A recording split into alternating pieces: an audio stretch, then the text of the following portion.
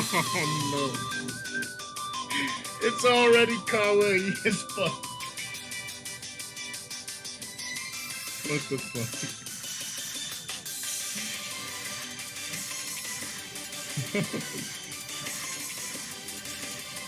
I already love it.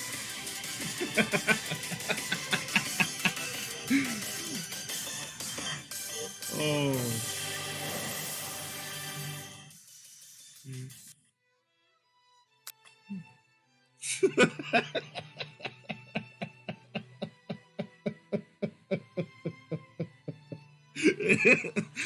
Oh. Oh yeah. Oh no. Oh no. Well, time to dig in, I guess. New game. I love you, Colonel Sanders. A finger licking. Welcome, Chef. Before we get started, tell us your name. Kumo. Spider. I'm Spider. Ooh. Fried chicken. And these biscuits. Hey! Boy, let me tell you about these biscuits. I actually really like the biscuits from KFC.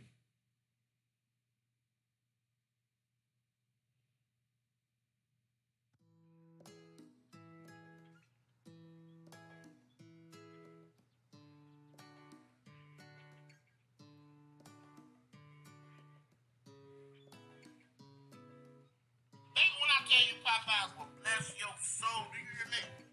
These biscuits, hey! God, I love you. There we go. That's how it goes. You sleep softly as the morning sun casts a warm glow through the window of your modest student apartment. The world is peaceful and serene. You could stay in this moment forever. Oh god, make it stop! Or you could wake up now. Now! Now! The first day of your culinary school is no time to sleep in.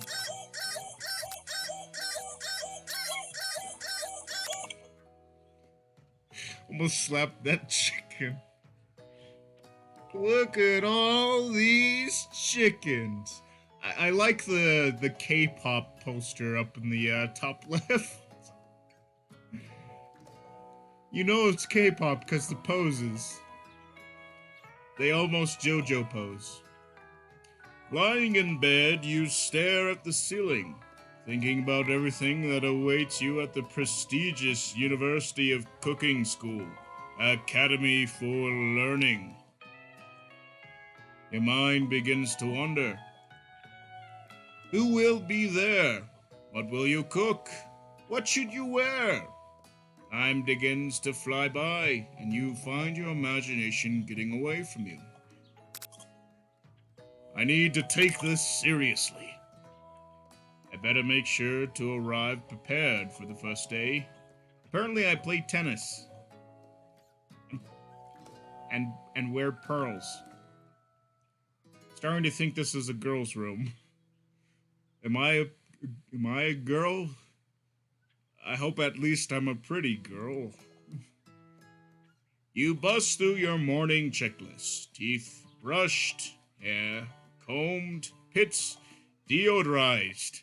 Nothing can stop you now. You confidently grab a biscuit, strut out the door, and head off to class. Just what you needed to get the blood flowing. Delicious biscuit. Standing in the quad, you gaze upon the magnificent University of Cooking School, Academy for Learning. Here, your lifelong best friend, forever, Miriam. Miriam. Hey, she kawaii. She's the most adorably awkward person you've ever met, and you absolutely love her for it. Miriam, good morning, Spider. Are you excited for the first day of the rest of our lives? Actually, because I sure am excited. Excited and a little bit nervous. Okay, a lot nervous. She reminds me of... oh, what is her name from, Kill la Kill? What the... It's just that this morning I made breakfast for myself, but, well, when I ate it, I couldn't taste any of the love in the food. What if I'm no good? What if I fail? Oh, don't cry. Classic Miriam, raised by Master Chef parents, she's always held herself to a very high standard. Ever since we were little babies playing together, you rescued me from that quicksand box. It's been clear to me that you're the most loving, caring person I know. You're going to do great. But with the University of Cooking School, Academy for Learning's famous 3-day-only semesters, I'm afraid of being left behind and never catching up. 3 days? Well, if you do get left behind, I suppose at least you could, it wouldn't be that long until you could catch up. A sweet girl, Miriam has always had a flair for the dramatic. This summer, she got nervous about her first kiss, that she chipped the tooth practicing on a mannequin. Aw, poor mannequin. You should pep talk her, or change the subject to give her a relief. Support our friends. Remember last month when we saw that fortune teller and had our tarot cards read? The lady with the mask who gave me nightmares? Been trying to forget. I know she looks spooky, but she was so sweet, and she told you that you were destined for great things. Remember that card with the fancy-looking tower, and that other card featuring a handsome fellow in a red suit? I've been waiting so long to meet a handsome fellow I could call my own. I like how... I like how she's fucking JoJo posing the entire conversation. If you don't fucking JoJo pose, you're not a friend of mine. Oh, no. Oh, fuck no. You hear it here, folks. If you don't JoJo pose, you're not a friend of mine.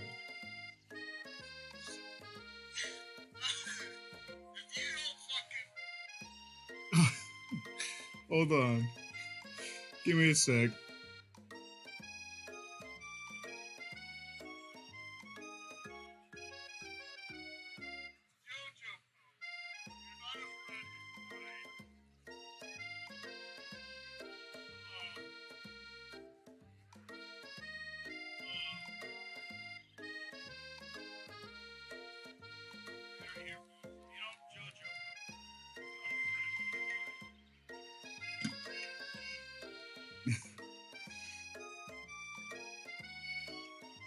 All right. I had to fix one of my mics. I'm sure you will soon. In no time, you'll be graduating, and you'll be delighting the world with your heartfelt cooking in no time. I still can't get over the JoJo pose. As you tuck Miriam up, you can feel her nerves begin to ease. You know what?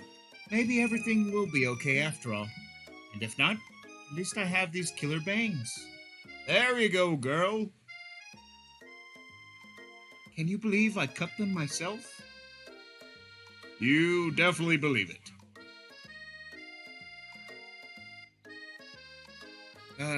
I cannot believe it.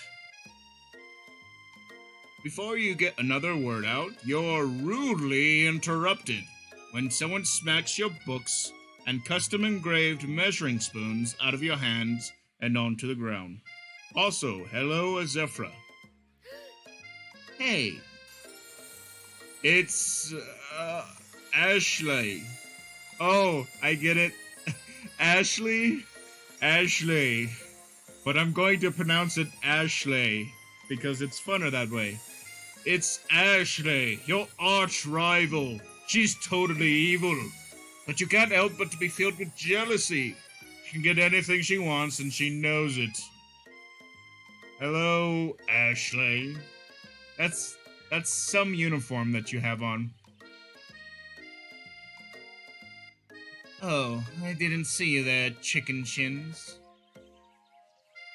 You leave Spider's shins alone. They're perfectly normal shins. Ugh, you can't stand Ashley. Even her name is annoying. You know for a fact that it's actually Ashley, but she had to add extra letters to make herself feel better than everyone else. Just look at that spelling. A-E-S-H-L-E-I-G-H. Ashley. But it's just Ashley. Miriam, if anyone here knows what perfect shins look like, it's us. We're not going to let you or your really weird insults get us.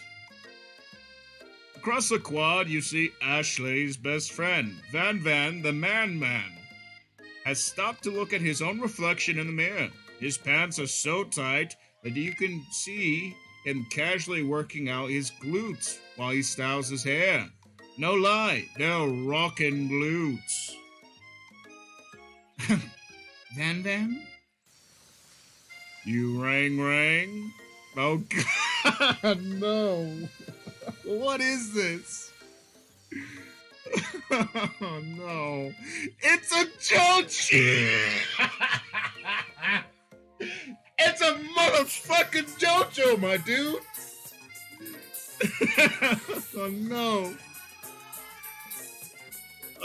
Thanks for the pizza, Zephyra. Look at his fucking uniform! Who has a chef's uniform where it's only the front?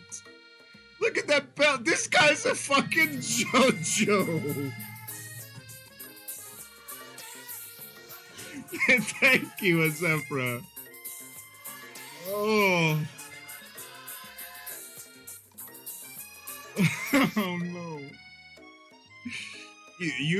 Okay, I gotta get back to narrating.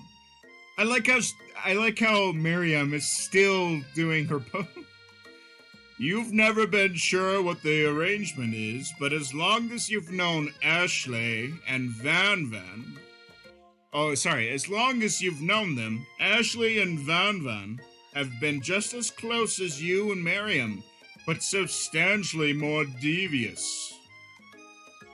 I can't believe the University of Cooking School, Academy for Learning, would ever allow people like you to attend as students.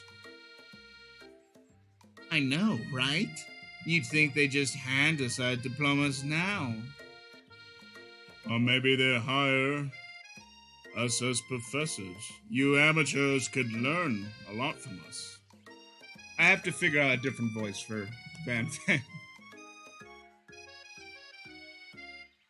With the first day of school about to start, there's just not time to properly tell these two off, so you resist the urge. Let's go, Miriam. Psh, see you later, losers. As you approach the door, you see a goofy-looking kid pushing a heart against the windows directly next to it. Pop. Oopsie. I don't like this. I think it's broken. You reach forward and easily pull the door open. That should do the trick. I love you. I think you mean thank you. My name's Pop. I was named after my Pop. He's old. Could someone like this also be a student at the school? He must be one heck of a chef.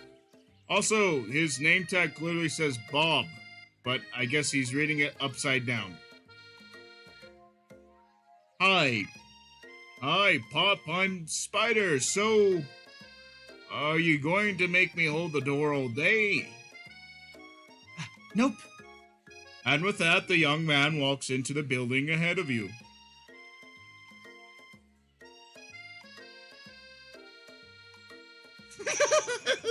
Oh, we got Junkrat up in this.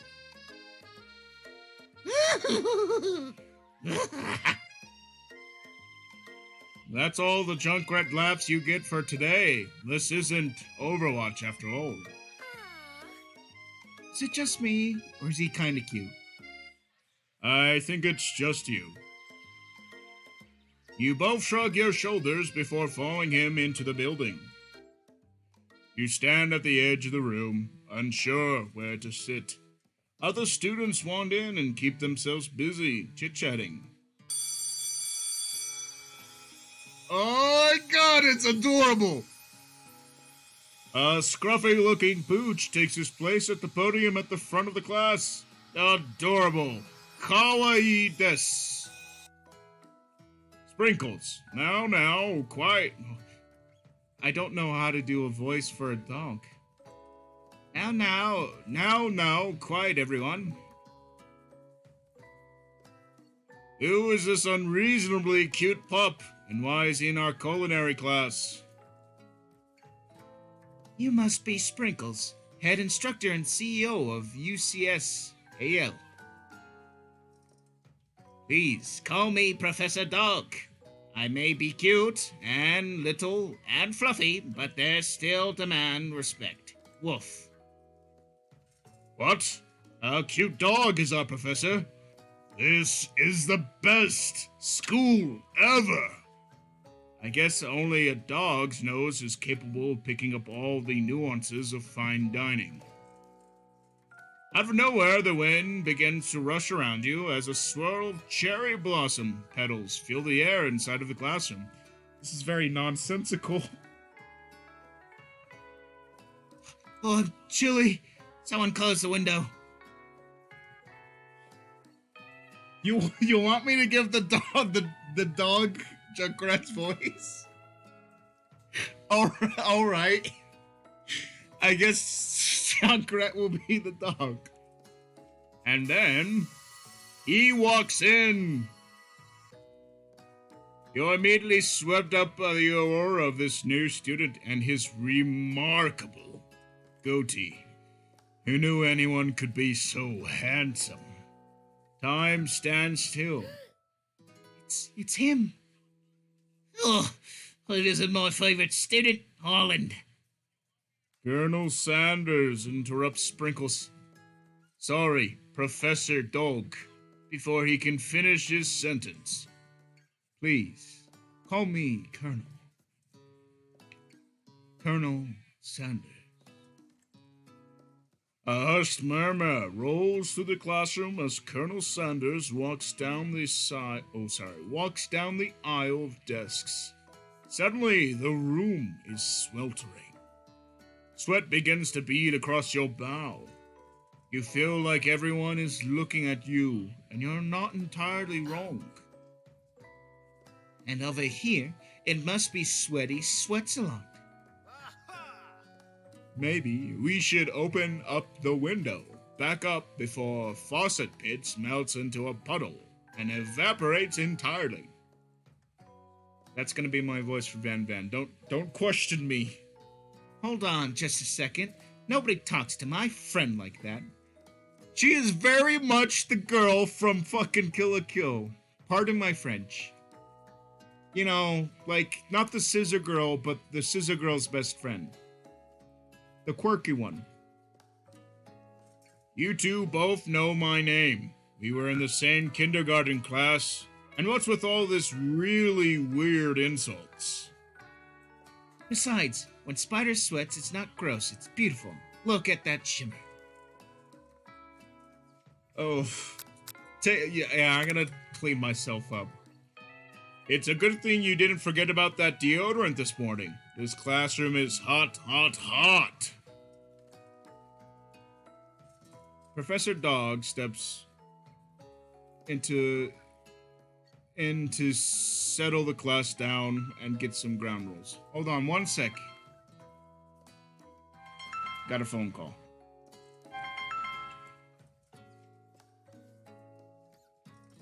Hello? Oh, you here? Alright, hold on one sec.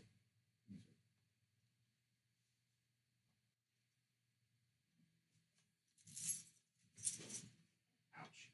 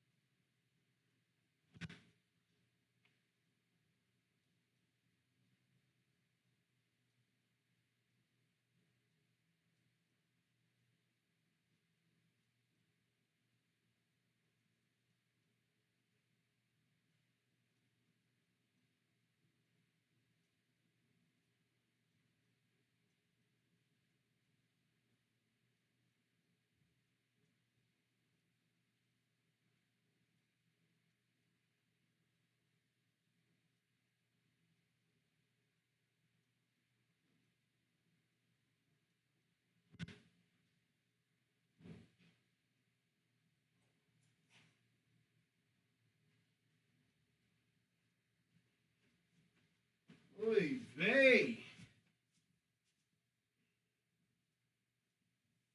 Ooh. Christ. Heaven on high.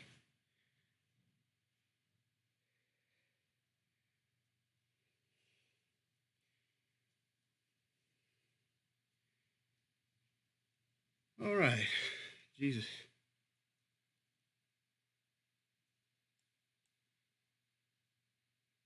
All right.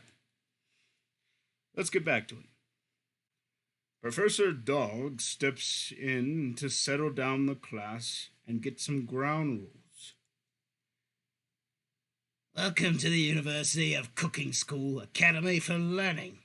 The greatest culinary academy. Academy. God damn it, Don.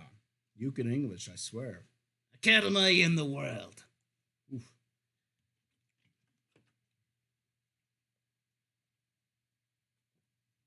Ugh.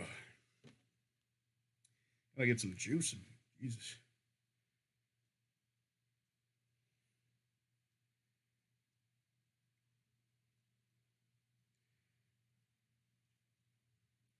All right, sorry about that. The birthplace of culinary legends past, present, and future. Many challenges await you. There will be tears, there will be blood. There might even really be adorable tiny food. And when it's all said and done, there will be a battle. You will lift your spokes and compete in the broom cooking arena. Just then, another student enters the classroom and interrupts the professor's rousing speech. Hi, guys. Sorry I'm late. I hope everyone had a good summer. I really miss. Goy! Late to the class is bad enough, but interrupting my monologue. You're on a fast track out of here, young man. Are you sure you're even in the right place? Don't you recognize me? This is my third year in the school, with you as my teacher. Everyone stares at him. Sorry. Everyone stares at him blankly. Does no one remember me? You're expelled if you utter one more word before I finish. Let that be a lesson to you students. That tardiness is unacceptable. Even Clank made it here on time, rolling halfway across town on his tiny wheels. You turn to see the student Sprinkles is referring, who appears to be some sort of industrial kitchen appliance. The class burst into laughter. Oh, Clank, you rascal. Sprinkles walks into the classroom as everyone stands in silent obedience. When he gets to you, he lifts his nose into the air and takes a deep sniff. Your diet is... Your diet is lacking. Based on what I'm picking up here, you definitely need multivitamin. You should be taking better care of yourself. You've never had a talking dog as a teacher before, but Sprinkles' reputation for being smart is tough. Smart but tough is well known. You decide to butter him up by giving him a treat from your pockets. But what kind? Beef treat, rubber ball, chicken snack. Chicken snack, obviously. You reach beneath your apron and return with the chicken snack in your hand. Sprinkles' eyes go wide as he locks onto it. His favorite. Yeah. Well. I think there might be some competition for the new star student. The furry professor immediately devours the snack, leaving your hands slick with a coat of warm doggy drool. You see the other students eyeing you jealously, but pay no mind to them. If they wanted to succeed in life, they should have learned the importance of carrying a range of dog treat flavors on them at all times. Settle down, young chefs. take your seats and prepare to have your minds open to the amazing possibilities of culinary creation. As everyone rushes to claim their favorite seats, you're left standing in front of the room. Only two options remain. Hey, Spider, there's still a seat here. It seems that no one has claimed this seat next to me, if you're interested. Two good options, but which will you choose? I could sit by Colonel Sanders, that kawaii desu. Or I could sit by my best friend. Seeing as how last time I talked with the Colonel, I broke out in a spontaneous fit of extreme sweat, I think it might be better to sit by my friend so I don't embarrass myself further. You move to take a seat near Miriam. I'm so glad to have you near me in this class to support me through this. Of course, you're my best friend. Who else would I sit by? Oh, wait, hold on, that's me. Of course, you're my best friend. Who else would I sit by? Colonel Sanders? He's such a magnetic personality, and there's a seat open right next to him. If you had sat there, you might have gotten to know him a little bit better. I'd never sacrifice our friendship. Besides, I'm sure I'll get a chance to talk to him later in the semester. I've got 3 whole days. That's like a lifetime. So you say, but now Miriam mentions it, the Colonel Sanders is just so darn dreamy. As soon as you settle down into your seat, the professor makes an announcement. Think fast. It's time for a pop quiz. Yay! Yay, a pop quiz about me. This incredibly important and surprisingly short quiz will tell me if you're ready for a life of culinary school. Keep your knife sharp and focus your sharp. Keep your knife sharp and your focus sharper.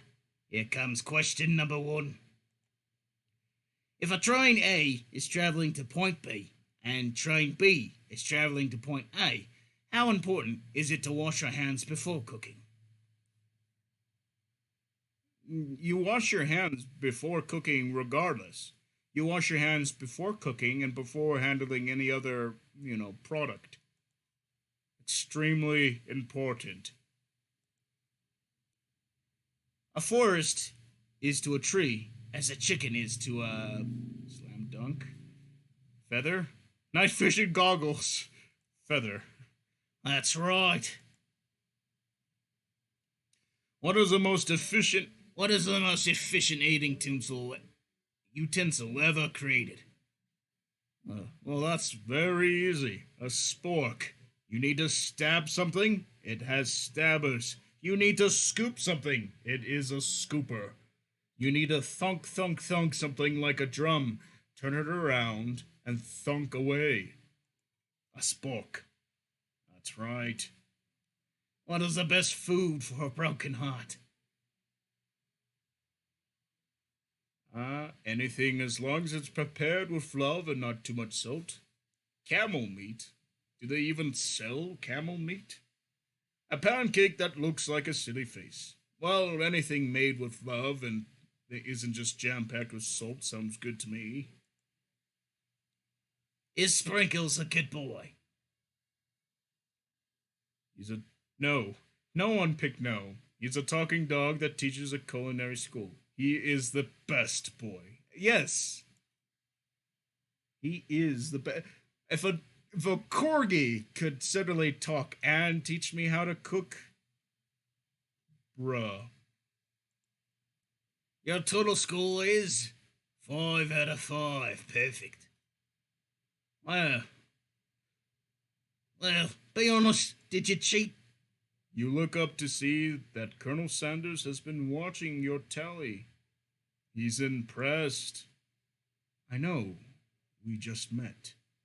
But I have to confess, I think you have a beautiful brain. Oh, Colonel. Hot diggity, Spider, you just scored some major Colonel Sanders points with that performance. I have your attention, students. I have an important announcement to make. Time for lunch. Wow, the cafeteria is nice as any restaurant you've ever eaten in. It makes sense that a school dedicated to cooking would be serious about eating. The Stewart Cafeteria, established in 2015. A delicious fragrance wafts through the room and tickles the end of your nose. Your mouth waters. Do you smell that? That must be our lunch. It smells crazy good. Everyone, can I have your attention? Is it about lunch? No, I just wanted to apologize for my tardiness. You see, Howdy, folks. I'd like to make an announcement. It's about lunch. Everyone cheers. Oh, sorry. Everyone cheers. But Shh. Lunch, lunch, lunch. She said, shh. In honor of the new semester, I have prepared something special to share with everyone for lunch. That must be what I smelled. Indeed, the smell. You hold your breath, waiting to see what food this mysterious student has created. You've heard that he's very talented, but were the rumors true? Is this? Colonel Sanders lifts a large bucket above his head, and the contents glimmer in the light. Piled high are huge pieces of chicken, breaded and fried to a crispy golden finish. The aroma envelops you, and you begin to feel warm and safe. Colonel Sanders has filled a bucket with chicken. What a novel concept. Your stomach begins to grumble, as if to say, stop thinking about that and start eating. For years, I have been developing a secret recipe for the perfect fried chicken. By my calculations, nothing less than 11 herbs and spices are required to achieve this perfect balance of flavor. You look around and notice that every other student has a pen and paper and is scribbling notes as fast as they can. But that's all I'll say about that. What? What was the voice? I forgot the voice that I was going to do for him. I'll just do a real nasally voice. What? You think I want to eat your stupid... What do you think you want to eat your stupid recipe, dude? Sure. Nah, dude, nah. I'm just drafting a last will and testament just in case one of those ingredients is poison. Got him! You know, for looking like a JoJo character, he's very disappointing. He looks around nervously to see if anyone is laughing at his sick burn. You wait to see what Zinger, Ashley, is prepared to follow up, but she suddenly takes a different approach. Yeah, I was just writing in my diary. Dear diary, today I smelled something beautiful. I knew that moment only the hands of a true gentleman could fry chicken so tender. You see her body language change from bitter and evil to sweet and innocent as she slides closer to the Colonel Sanders. She realizes that he is destined for greatness and fame with cooking skills like this. She wants him all to herself. Oh, please. Well, Van, the man, if you don't want any. I'll take his. Oh, wait, sorry, that's me. I'll take his. Hold on. I guess I'll try it. He takes one bite and his eyes grow wide. He starts contorting his face as he tries to hold in his pure exhilaration and act unimpressed. Easy now. There's enough for everyone. Please, my fellow classmates, begin.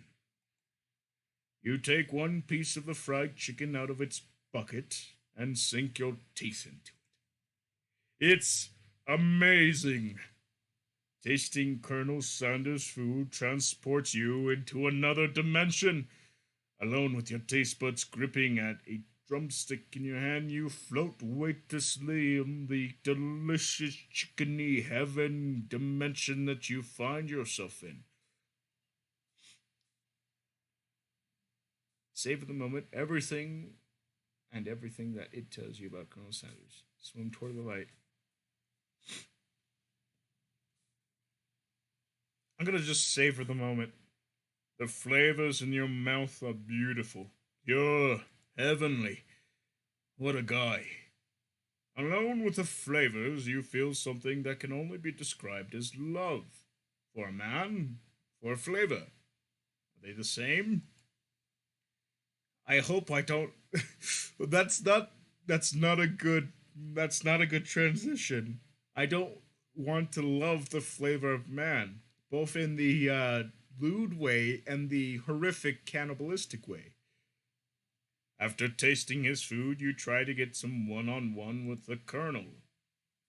I'm going to approach him. Colonel Sanders smiles ever so softly as you approach. He stops what he's doing and allows you to break the silence.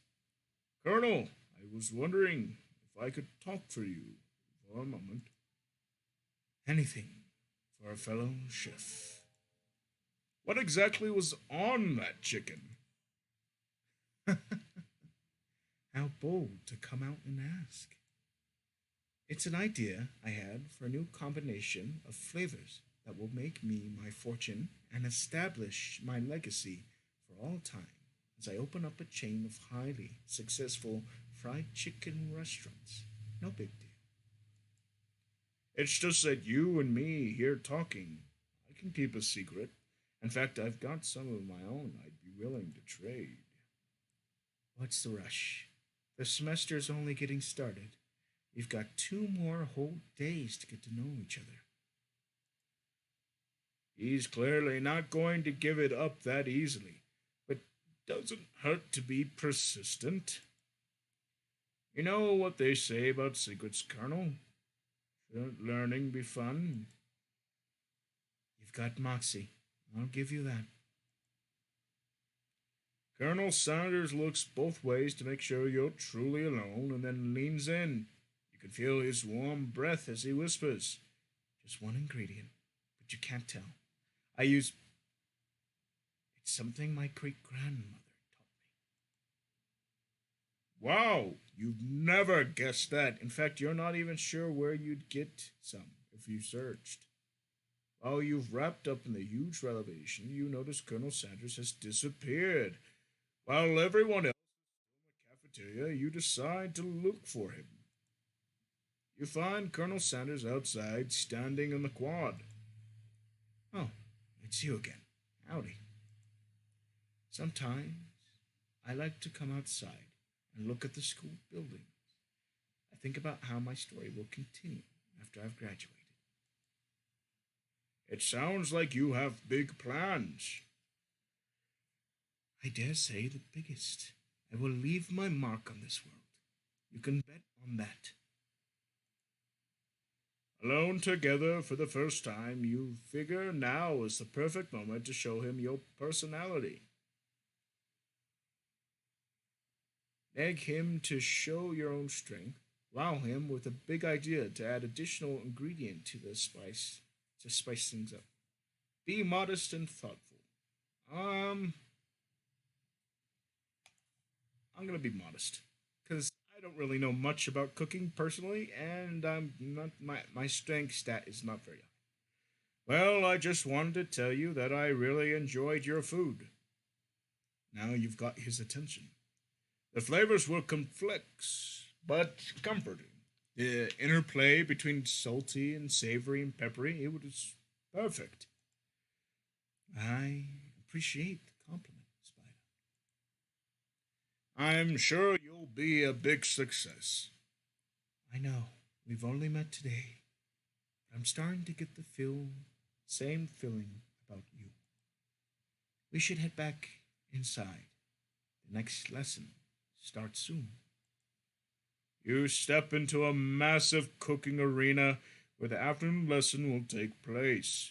Each student gets an oven and all the tools and ingredients they could need.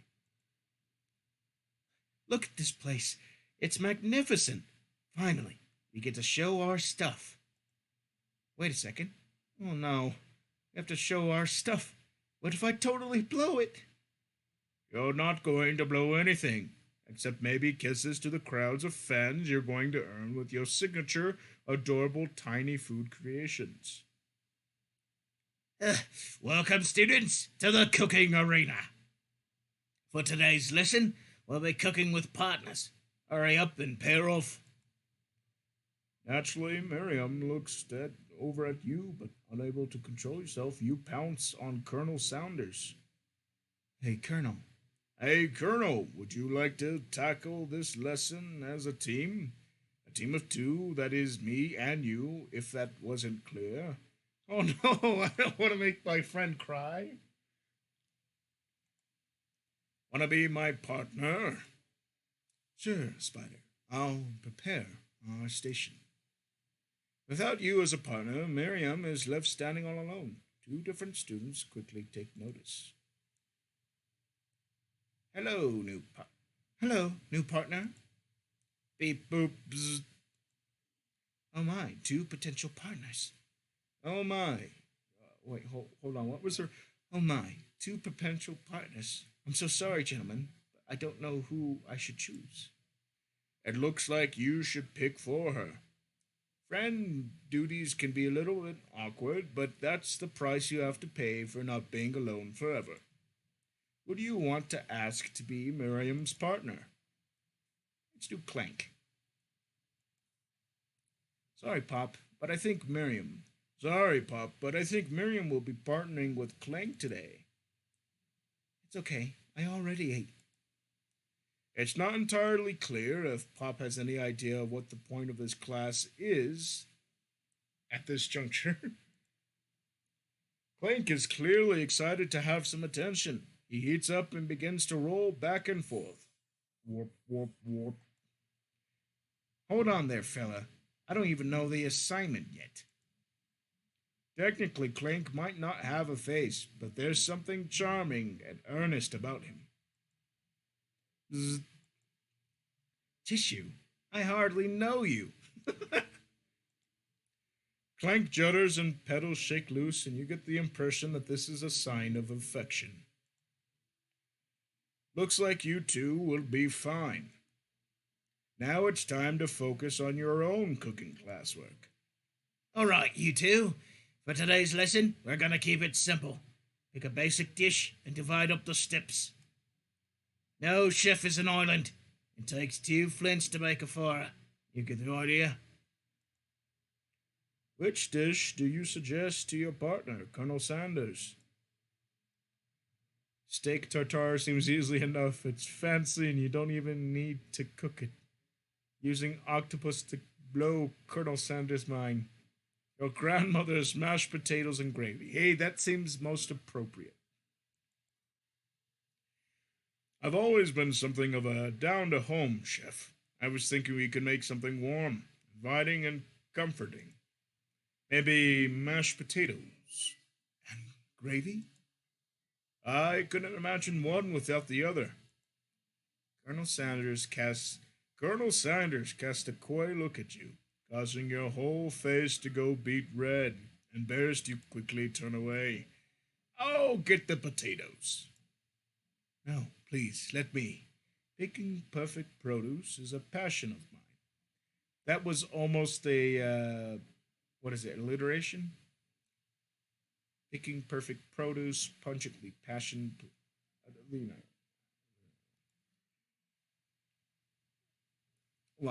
looks like things are getting pretty fresh around here. Does anyone have a crush on Colonel Sanders? We're just cooking partners. Mind your own business. Sanders' heart is my business. You'd better keep your fingers off my man. Did somebody call for me? Ugh, no cheese, Van Van. While I'm over here crushing spiders' dreams, you're supposed to be taking care of your own classwork. That was a deal, remember? It's kind of mean. I mean, he's kind of stupid, but that's kind of mean. Colonel Sanders returns with arms full of peeled potatoes. He tosses them into a boiling water and turns his attention to you and your old friends.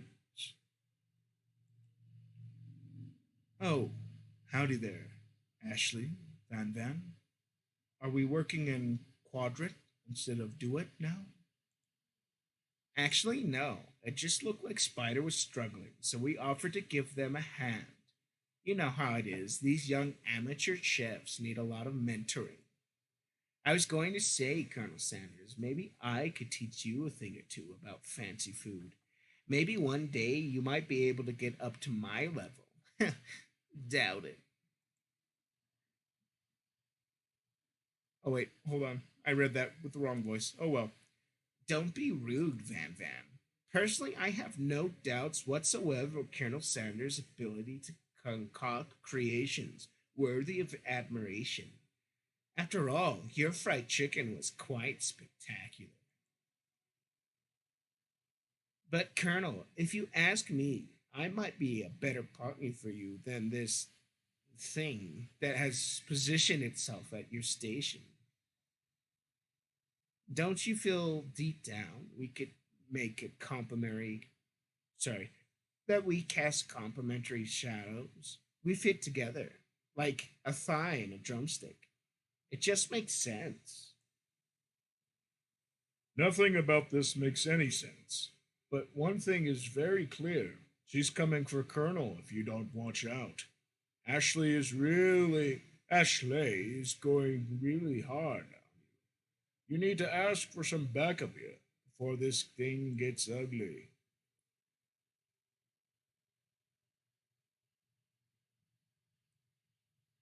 Do I turn to Colonel, the hunk of hunks, in your time of need, or do I ask my bestie? Well, I guess since Colonel's right here and he knows what's happening.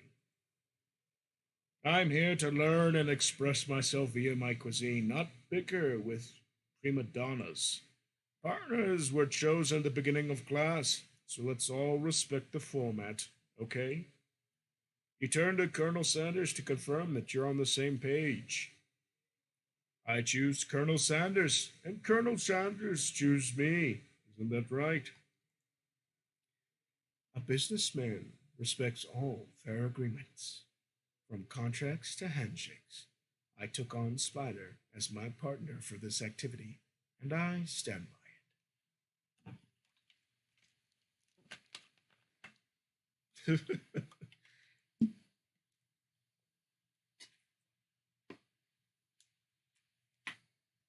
Based on your team's behavior, I'd say you're perfect for each other. Neither of you has Spider's natural talent or their loyalty. Being defended by Colonel Sanders leaves you feeling proud and full of potential. You look for Sprinkles in hopes that he might step in, but he's nowhere to be seen. Darn those cute corgis and their short but sturdy stature. You look down at your station and realize that in the tension of the moment you have your hands been cooking on autopilot. Distracted by the drama, you've already crushed the boiled potatoes into a perfect creamy mashed texture with plenty of butter and cream for flavor. It's as if your natural passion guided you through the steps you know well, while your attention was elsewhere. I know just what to do. Colonel Sanders extends his hand, holding his beautiful white porcelain gravy bowl, out which he pours a smooth brown gravy, smothering your nearly finished potato dish. Gravy flows down the mounds of mashed potatoes. The results look spectacular. Granny would be very proud. Colonel Sanders holds a spork out to you. You reach out and grab hold of it, but he doesn't immediately let go. The two of you stand there holding the same spork. Ooh, very racy. And for that small moment, all the madness and pressure in this crazy world stops. Your eyes lock, and the moment is electric. Time stands still.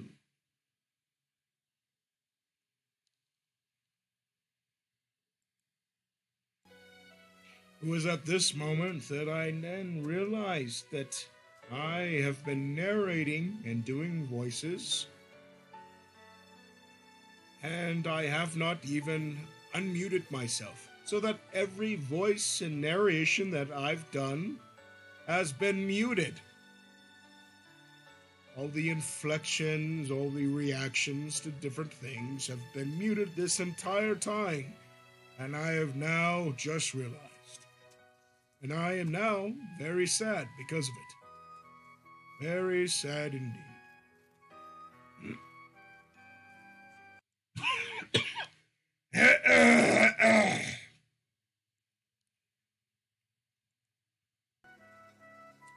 Well, that's kind of upsetting, but oh well. Your eyes lock. The moment is electric. Time stands still. If you love something, set it free. Together you dig the utensil into the mashed potatoes and lift a heaping sporkful up. When you see Ashley with the sinister look, you know she's plotting against you to be with the Colonel. And then, filled with rage, without thinking, you fling the spork full of mashed potatoes right into Ashley's stupid, beautiful face. Van. Oh my voice is breaking. Do excuse me for a moment while I get a drink of water. Apologies.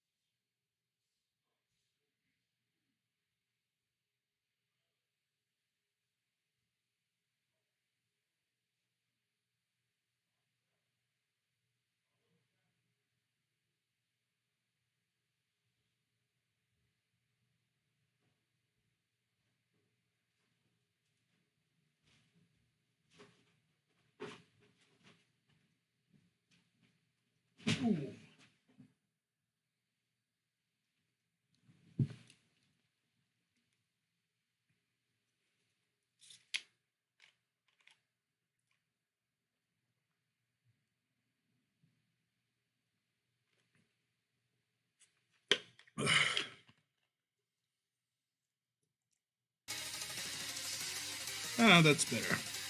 Had to get a little bit of water in me. Van, do something. Scooping up a fingerful, Van tastes the dripping mashed potatoes of gravy and realizes that it's delicious. Horrified by this revelation, he slinks away. Will he ever be able to cook something with so much love and integrity? Hold on right there, Spider. We do not waste food in broom cooking arena. Colonel Sanders, I expect better from you. If you throw one more spoonful, you'll both be prepared to eat it from wherever it lands. Can I have potato, please? Van rushes over, covered. Hold on. Van rushes back over, covered dish in his hands. Mashed potatoes and gravy? Pathetic! In just a few minutes, I prepared a full meal. Gaze upon my specialty, braised tentacle of octopus and my silky saltwater sauce, placed upon a battle axe blade, torched by my supreme chef ancestor. You've ignored me for too long. That ends now. It is I who will have the first bite, and you will have to look on with envy. Interrupting, student rushes at Van. He swipes a bite of his signature dish right off the plate. No, don't! Something about this dish doesn't strike my nose quite right. I think the octopus was rushed and may have turned in the process. The results could be toxic. Too late. It has been eaten. I think I left something in the oven. I don't feel so good. It killed him. Oh, sorry. Hey, wrong voice. Everyone step back. Don't take another bite. And you look black to a plate.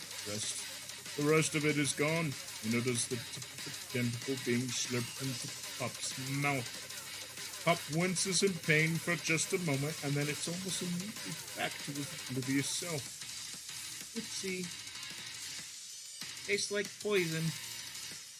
The entire class has gathered to watch Pop's final moments. Shock has frozen the whole crowd. They are motionless as statues. As the class bell rings, disrupting the moment and snapping everyone back to reality, it would appear Pop's enthusiasm for trying new things, despite the obvious danger, has inoculated him against poisons of all kind. I'm not sure the professors have enough. Alright, hold on. I'm not sure the professors here make enough money. Hello? I turned into a ghost over here. Seeing that you've shaken up by the really annoying student and all his nonsense, Colonel Sanders approaches you. I'm sorry you had to go through that. Please, let me walk you home. What? Like, for real? Oh, come on. You follow Colonel Sanders out of the room. At night, the school building has taken on another vibe entirely.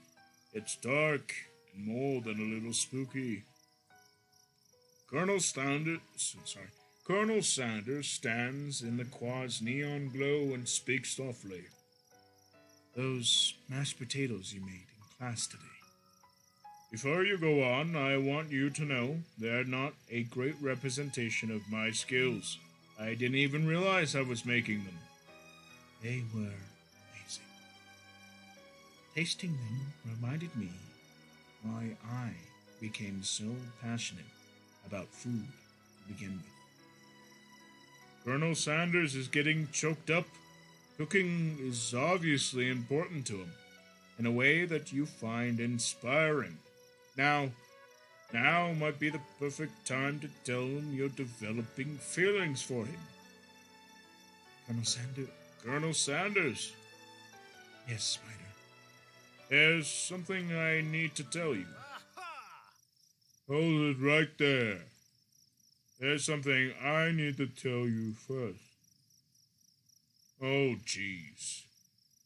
You see, when I was just a boy, I had a dream that one day I would be the greatest chef the world has ever seen. And every day since, I have been working towards that dream. Day and night, never stopping, never resting. Also, lifting a ton of weights, like so many weights. By the way, Van will now be Arnold. We should follow our dreams with all of our hearts, that our souls may grant them like wishes floating on a shooting star. Hey, no, you, shut up. I'm the one here to say inspirational stuff and be the star of the story. Are we forgetting that your cooking literally killed the guy? You can't prove it. I also saw you kill that guy. What was his name? Somewhere in the distance you hear a long, sad sigh. Forget it, Tim. We're talking about me. Me. I'm the hero. Spark Monster is here to fight a hero. I think I left the fridge door open. Play the nerds. How dare you threaten me? Just as I was letting my guard down and connecting with another shift on an emotional level. Be afraid. Be very afraid of me because I'm a monster, see? He's rhyming on purpose, or is that just a coincidence? But before you can discuss syntax any further, it's a turn-based fight sequence. What will you do? Going to attack. You decide to go on the attack. Which attack will you use? I will cook with love. You cook with love. It does 1 damage. It just got real. The attack really upset the Spork Monster. Spork Monster goes on the attack. They spit hot gravy at you. You take 1 damage. I'm going to defend. Which defense will you use? Trepidation. You continue to stay back and endure whatever comes your way. Seems like a pretty weird strategy, but okay, sure, you do you. Fuck Monster focus their mashed minds and draws an energy from Mother Earth itself. They grow larger and more intimidating. How will you respond? Going to attack. You decide to go on the attack. Which attack will you use? Cook with love. Cook with love does 1 damage. Sporks Monsters, no quitter. Beefed up and ready to rumble, they go on the attack once again. Spork Monster uses utensils. Utility. You take 2 damage from the attack. If you take much more damage, you're not going to survive the battle. I'm going to attack. Decide to attack using Cook with Love. Cook with Love does 1 damage. The Spork Monster's oozing cheese sauce into the lawn of the quad. I wonder who's going to have to clean this up. Feeling vulnerable, the Spork Monster prepares for its ultimate attack. Grounded Edge. Vile villain, your reign of terror stops here. Colonel Sanders summons the energy of 1,000 chickens. Hot Pie Power Punch! Hot Pie Power Punch does 10 damage. The Spork Monster is defeated. You saved me. An injured Spork Monster spews steam into the night. Spare this wretched beast. You manage to tamp down your disgust at the sight of this gnarly beast long enough to realize that he is still a living creature with a pure soul who deserves your pity, not your wrath. Begone, beast! Don't you dare come back for a follow-up encounter tomorrow. I won't forget this, and I certainly won't be back. Oh, right. I won't forget this, and I certainly won't be back, like you said. The Spork Monster scuttles off into the night. The defeated monster left behind a special item. It appears first to be a cookbook, but upon closer inspection, it's so much more. It's the Book of Magic Spells with a golden chicken on the cover. You open up the cover to find a library card tucked inside. The last name signed in is Borko. Borko sounds strangely familiar. Your blood is pumping as you stand in the quiet night, holding the mysterious book in your hands. As you come down from your battle buzz, you realize your final attack has left you completely depleted. The world around you begins to fade. Without any energy to keep your eyes open, darkness takes you. The image of Colonel Sanders flashes before your eyes as you fall asleep. He must have helped you get home. In your tired state, you don't know if you could have made it without him. What a guy. You want to thank him, but you don't have the strength to utter a single word. You feel your covers being pulled over you as you are tucked in tightly. Good night, my Colonel. In your dreams, you are together with Colonel Sanders. For some reason, Sprinkles is also there, instructing your love. Dreams are weird. Hey, I love it. Even Student is there. Ay, ay, ay. You wake up day 2 and attempt to process the wild visions you had. Were they memories or premonitions? Also, look at that chicken on that poster. Very, very intimidating. He's like a JoJo, but not. And then there was a secret ingredient that Colonel Sanders went ahead and told you outright. Not much of a secret, huh? It's probably just because he trusts you so very much. Sure, that makes sense. We'll go with that. You meet up with your bestie in front of the school. Before you can tell her about the encounter with the smoke monster, she launches into a story of her own. Okay, so I know this might sound strange, but I think I might be, I might like Clank. Like him? Like? I know, it sounds like it's moving too fast, but there's something about him. I like him. I like him. We got to talking after class, and he's actually totally a sweet guy. Not only that, but he's really smart. He told me all kinds of stories about Colonel Sanders. Did you know Colonel Sanders was the most popular kid in his high school? But no one does. But that does make complete sense. Yeah, he was so popular that he was voted prom king at the school he didn't even go to. And also was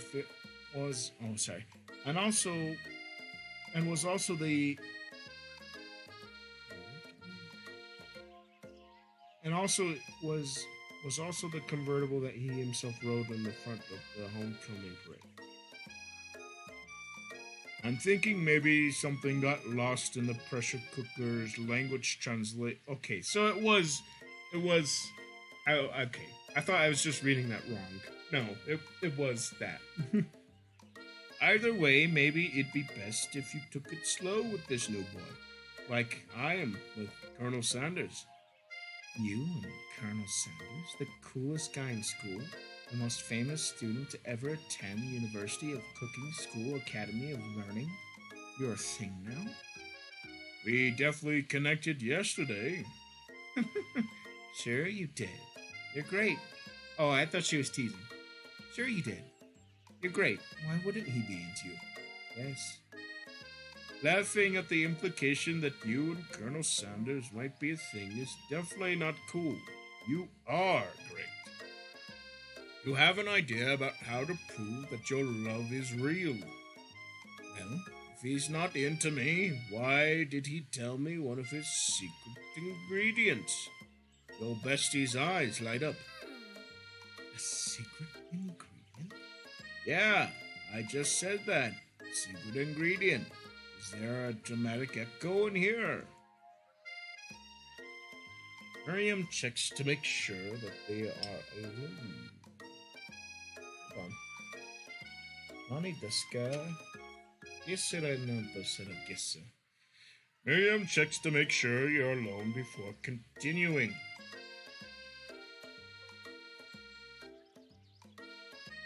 So this summer, while I was on vacation with my family, a lovely man approached me in the botanical garden where I was wandering. This can't be good.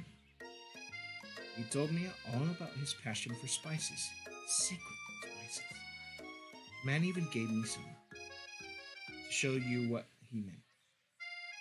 He said it was a powder created from a super duper rare dried flower powder. That if I did him a big favor, I could have some of my own. Please, Miriam, don't tell me. So I filled my suitcase with them and brought them home. It was so nice, he even met me at the gate when I arrived. Later, I cooked with them and a very strange feeling came over me. The flavor was unlike anything I had ever tasted. I think you're being very liberal with the meaning of spices here. Whatever. Anyway, we both share an interest in cooking, so we stayed in touch, like pen pals. I bet you would love to know more about this new spice. Well, I'm definitely not supposed to share the Colonel's secret recipe, and besides, I only know one ingredient, so I doubt it'd be much use to anyone. Please, please, please, please. It could mean the world to me. No one has to know it came from you or the Colonel. What do you think? Should you protect Colonel Sanders' secret or share it with your best street? Think of You quickly think of a fake ingredient. I don't know, how about Eye of Newt? I know it sounds like some kind of witch's potion, but what can you do? Eye of Newt? Wow. Her eyes light up imagining such a thing. You figure you've satisfied her curiosity and she'll move on. However, she immediately turns around and does some thumb typing on her phone. You can't quite see. That's probably not good. Before you can ask to confirm that she was definitely not texting secrets to other people, you're interrupted. A wind rushes in and jetty petals fill the air. It's Colonel Sanders. He's arriving to school. A beautiful steed. I'm going to stand back and admire his glory. Colonel Sanders' horse is truly a thing of beauty. Without even acknowledging that he's being watched, he does a sort of horse dance before dismounting with a flourish. Then he slaps the beautiful creature gently on its wrist, sending it running free into the countryside. You are struck by the sight of him, that you lose the ability to speak coherently. Oh, I didn't realize anyone was watching. Don't worry, he knows his way home. You attempt to compliment Colonel Sanders, but the words don't come out exactly right. What a horseful beaut you have. I mean, what a horseful beaut. Yeah, dang it. Being a good friend, Miriam attempts to cover for you. Oh, Spider, he gets really nervous around people they like. What? That is not helping. I mean, they got food poisoning up all night. It's gruesome. You should have seen it. She gives you a wink and a smile as to say, situation handled.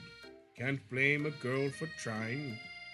And with that, Colonel Sanders disappears into the school, leaving you and Miriam to follow.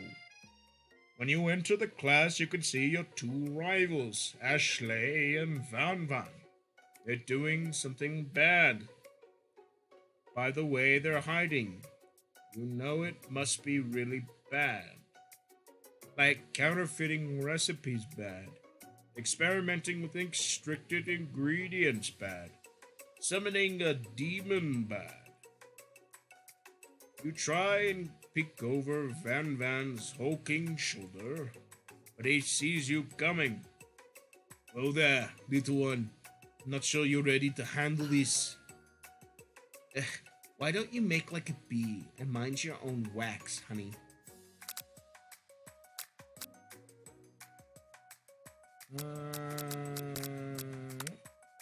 You sit near the rivals, but leave your back turned to them. You even hear Van Van mutter something that sounds a bit like a magic spell. However, he noticed you eavesdropping. You try to cover your tracks and improvise an excuse. It's time for class, and you're distracting the rest of us who want to learn. Now you've upset them. Oh, you're the emperor of cooking, are you? You make the rules? I'm not sure you'd know a good meal if it ate you. Being the best chef in the world takes more than just culinary skills. It takes creativity. It takes panache. And it doesn't hurt to use a little evil. You finally get up and look at it, what they were hiding, and instantly recognize it. It's a book, just like the one you found after your encounter with the Spork monster. That's the same book I found last night in the quad. Ashley immediately elbows Van Van, who hides the book behind his back. I don't know what you're talking about. That book is a family heirloom, and its contents are a secret. You notice that they haven't been studying the book.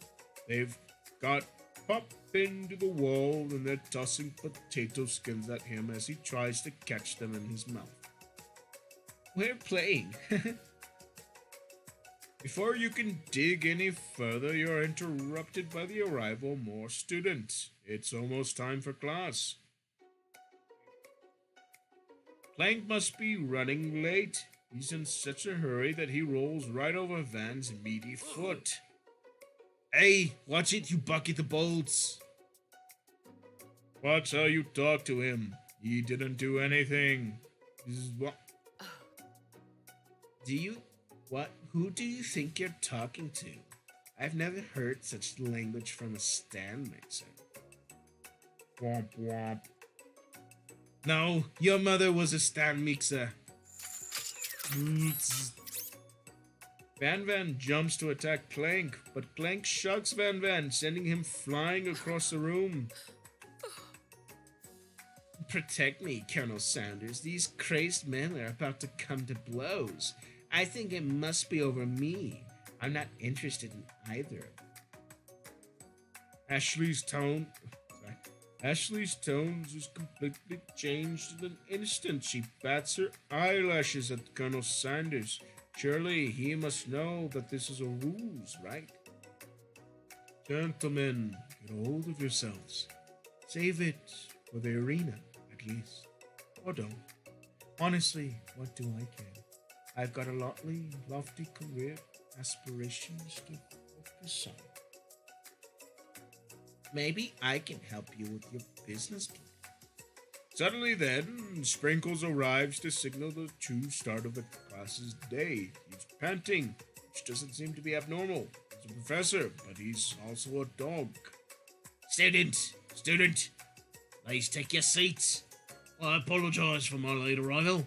I spent this morning chasing a car around town. My tiny legs are very, very tired. But I am here now, and I hope you're ready to learn. Rub his furry dog belly. He loves it. After he catches his breath, Sprinkles regains control of the classroom. Without further ado, we'll review the global history of my favorite fowl, the chicken. You want to pay attention to the lesson, truly, you do. Which is why in 1776, the signing of the Declaration of Independence was a chicken who first signed their name. But you can't help but daydream about Colonel Sanders, and you miss most of the important parts. When it comes to you, Sprinkles was holding a tray of fruit. Well, Spider, Naturally, this appears to you as a sample platter. Which item do you sample?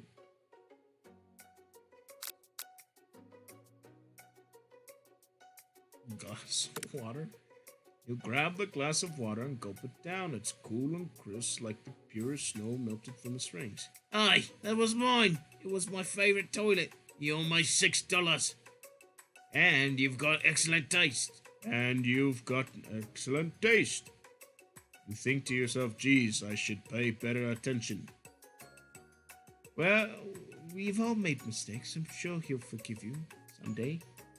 Come on, it's time for lunch. Before anyone can relax, the cafeteria light dims, and your rivals enter to make a dramatic announcement.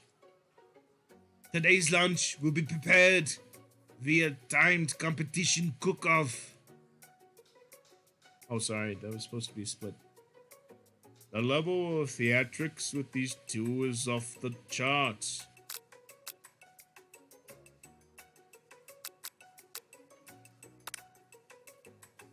Is everything a competition with you two? Yes. Yes. Well, not with me. I'm on a personal journey to love and to learn. To learn to love. Sure, why not? But definitely not to constantly battle. Yeah, stop getting your genres crossed. Don't you have some portable monsters to capture or something? I need to eat if I'm going to have the energy to sustain my education and pursue my dreams of becoming a master chef. How are any of us supposed to get anywhere if we're constantly fending off challenges from every know-it-all with a 8? Besides, I already bought my own lunch. Spider, you should have it. It will give you the energy you need to succeed. Miriam reaches out and presents a gift to you.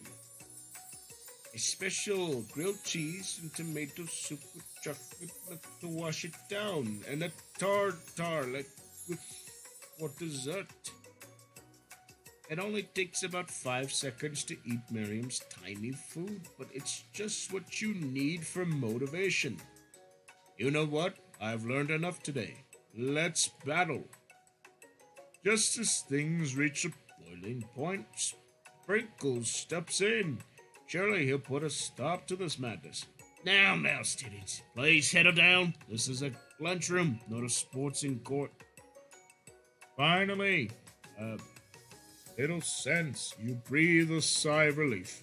At least not until we turn on the timer. Oh no. Oh no. Just then, huge lights blast you in the face with the flashing words, timer ready. That's what I'm talking about.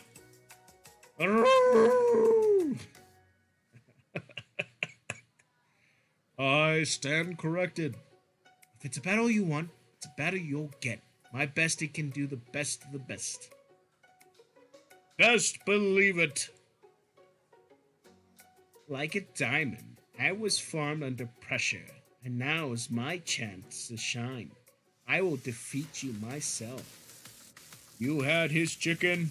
You made mashed potatoes and gravy one day, and you're feeling like you can really impress him again here. It's time to boil some water for potatoes. Think fast. If the timer runs down, you'll be forced to pick randomly. What temperature does water boil at? Uh-oh. That's wrong. No. What were you thinking, Spotter? Get your head in the game. You're going to need to season this chicken before you can cook it. You don't know Colonel Sanders' recipe exactly, but you have an idea. How many herbs and spices? 11. That's right. You might not know all of the ingredients yet, but at least you're headed in the right direction. Tail wagging intensifies. Now that you've got some basic steps going, it's time to elevate your craft. What state of mind? Gratitude. That's right. You must never take this opportunity for granted if you hope to succeed. Oops. Your classmates are rooting for you, but Ashley is simply stronger and faster than you. You better pick up the pace if you want to survive. When you were a child, your father told you to never forget where you came from. Every day you meditate on his advice and draw energy from that place.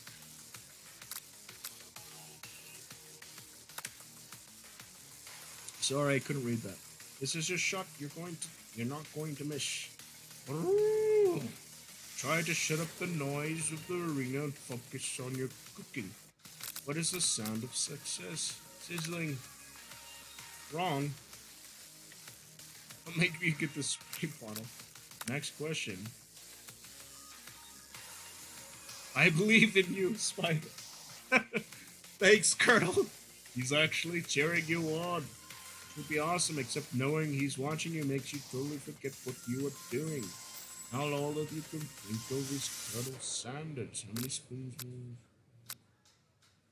No! It's your mind back at the competition. Stamina there's only one goal. At a hunk? No, right?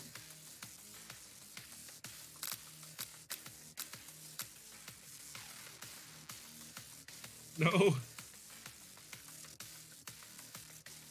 At the next station over, Ashley has already begun plating elements of her dish. It's colorful and complex. To make up time, you toss your biscuit dough into the stand whisker. As you do, the crowd gasps. Eh, Yikes.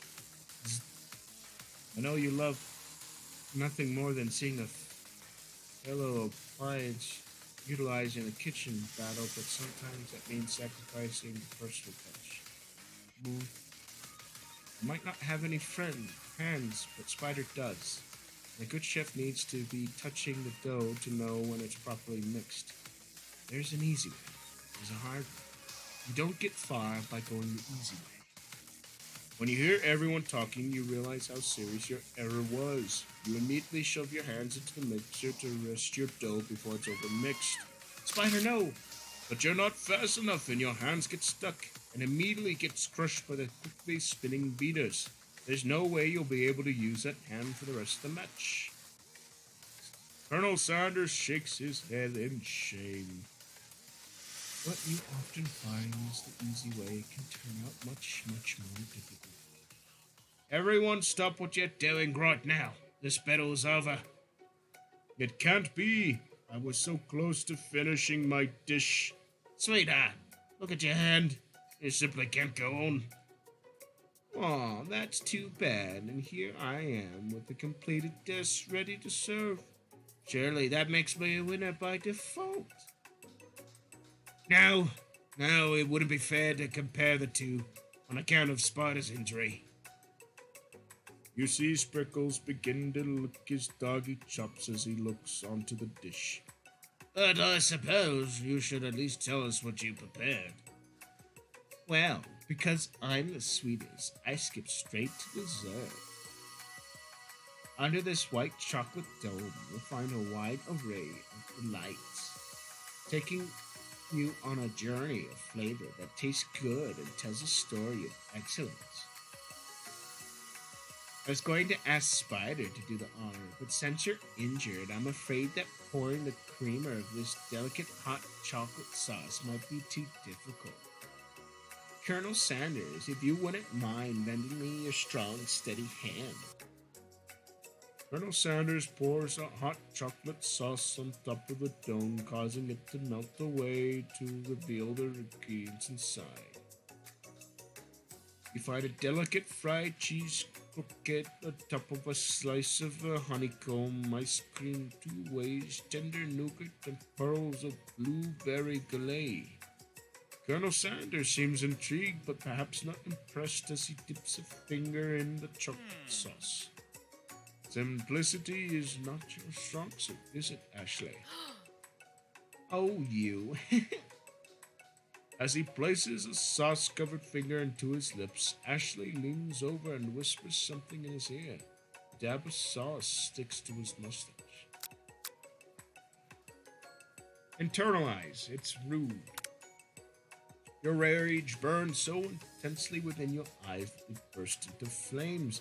The flames cause your eyebrows to catch fire and you turn into ash as they fall off your face, which means people will have a hard time understanding the emotions for the rest of the semester, perhaps forever. Embarrassed and ashamed by your poor performance, not to mention your crispy fried brow, you run for the crowd to be alone forever. The beautiful weather feels like an insult. Inside of you, a storm rages. It's Colonel Sanders. He's probably here to tell you that he and Ashley are in a love and have decided to get married. And he won't even ask you to cater his wedding because you're a especially terrible chef and also an awful person. You try to hide from him, but he approaches you directly.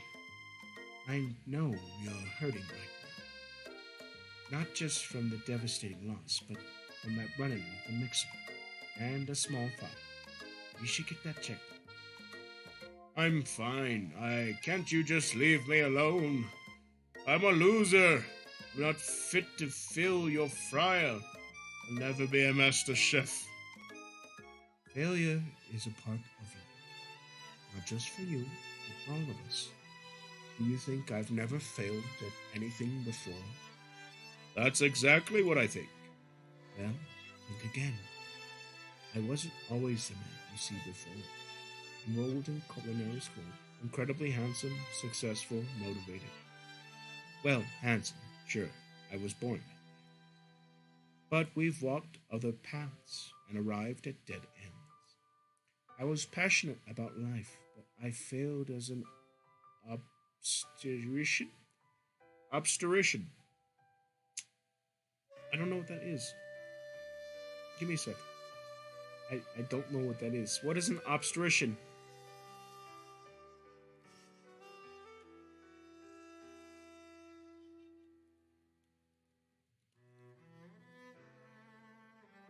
Obstetrician?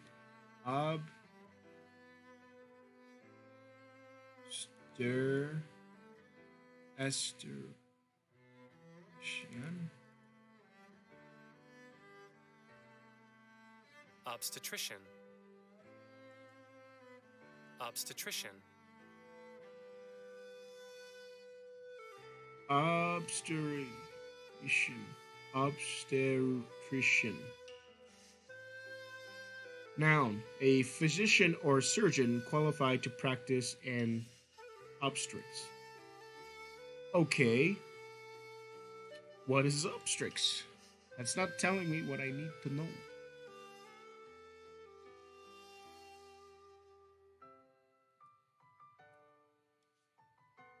Obstetrics. Noun, the branch of medicine and surgery concerned with childbirth and the care of women giving birth.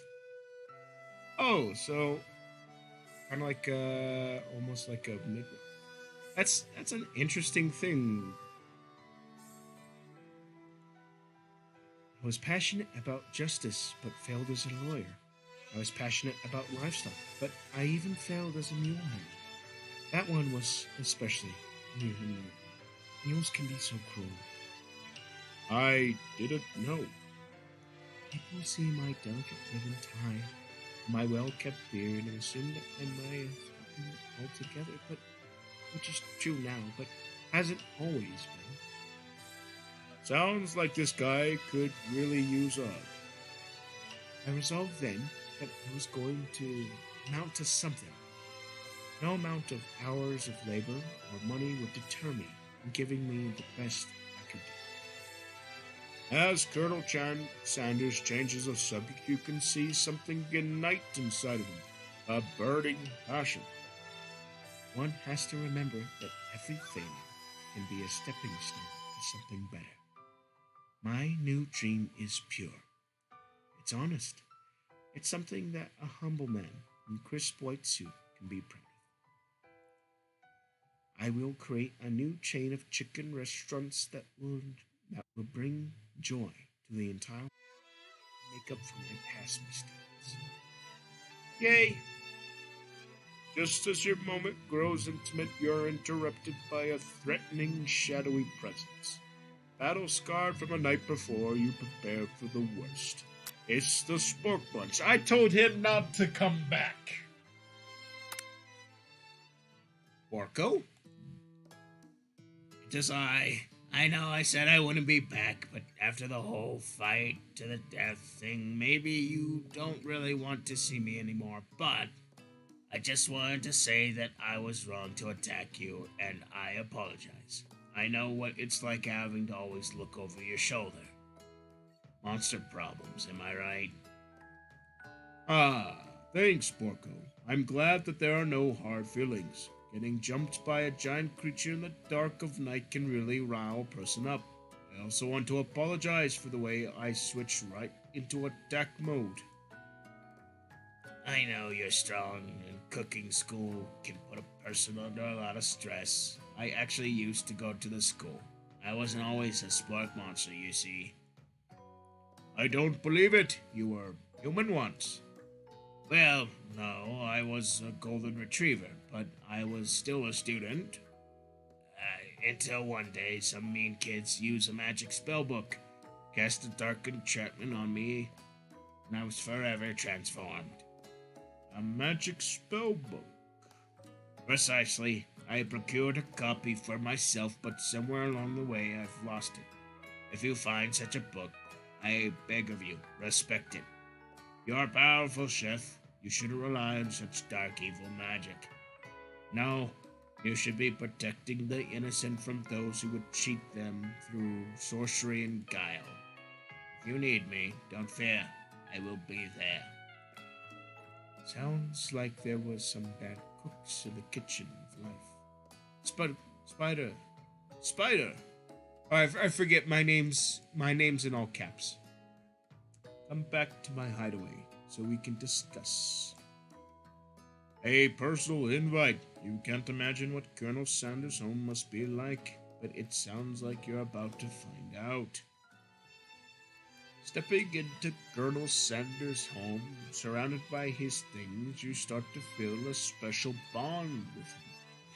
Look at that baby Sanders in that picture, holding a chicken with a beard. He is a beautiful baby.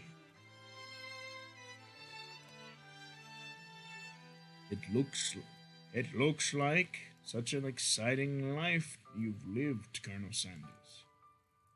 Every day can be an adventure if you approach it with the right attitude.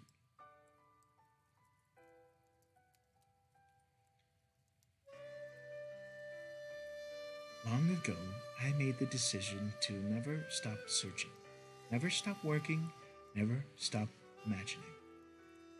Have you been working on any new recipes of your own lately? I'm always excited to talk about food with another ambitious chef. Well, there is something. It's just a side dish that I've been tinkering with, trying to find the right balance of flavors and textures. I'm not sure I've nailed it yet, but I'm close.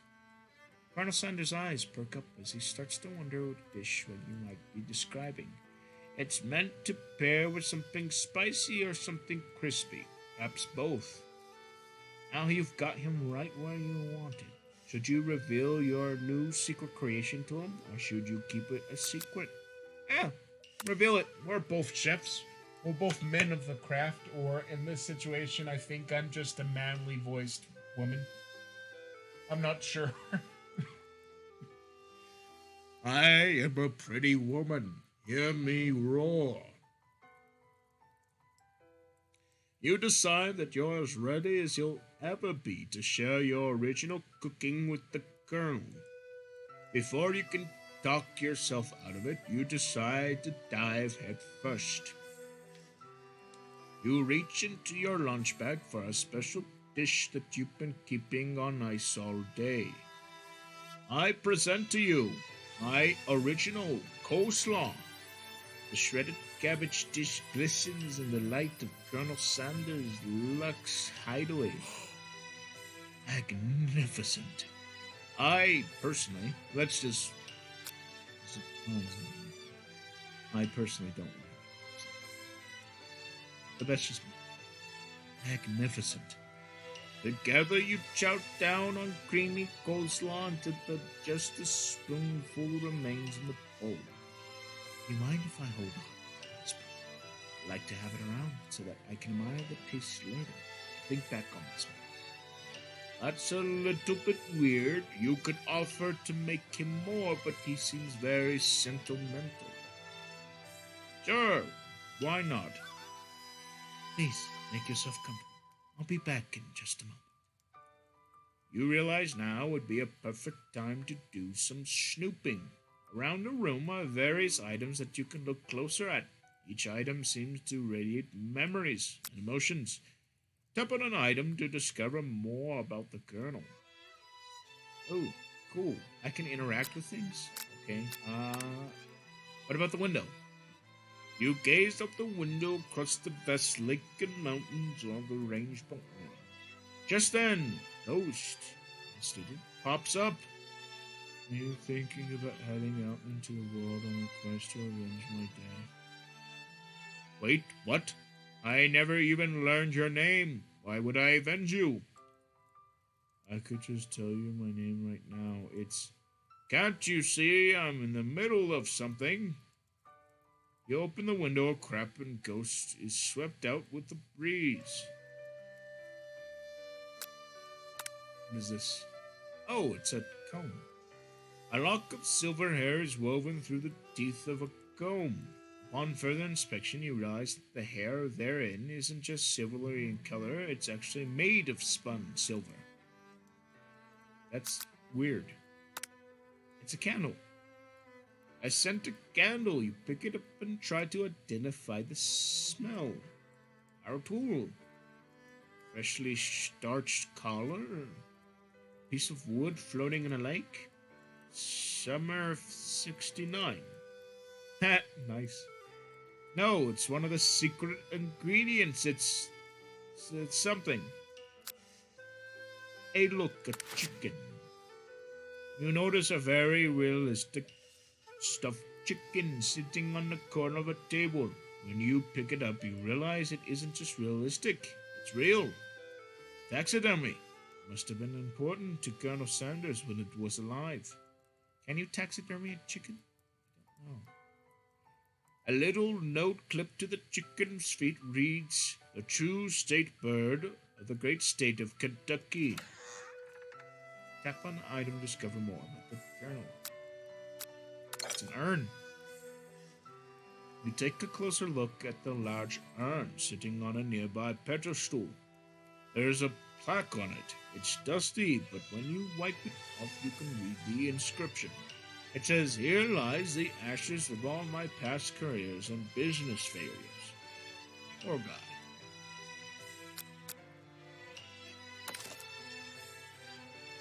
One of the framed photos shows an old man who looks a bit like Colonel Sanders standing with a friend. They hold fried chicken drumsticks and appear to be cherishing them. You look closely to see that there's a short inscription. Wonder who my friend Pete is. The photo appears to be Colonel Sanders, except that he's an old man visiting the pyramids of Egypt.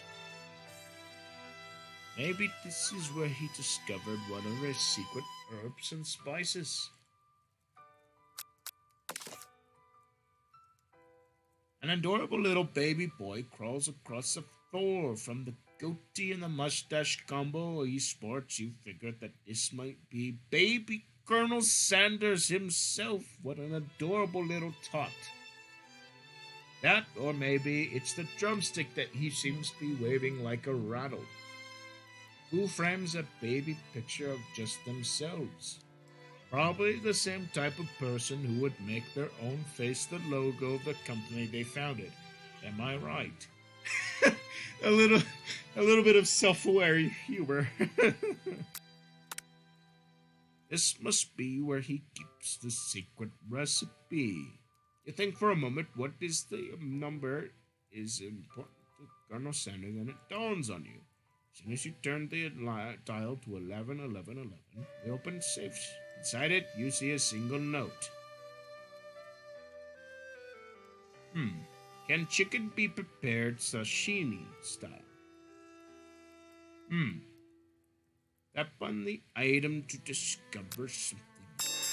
Colonel, you open the door to Colonel Sanders' closet and find a robe with his signature white suits hanging within. Take one off its hanger and try it on. The jacket is big for you, but it's soft and comfortable. Why am I creeping around this man's house? The pictures was okay. The urn wasn't okay. The candle was okay. The comb was not okay. The chicken was maybe okay. But wearing the person's clothes, definitely not okay.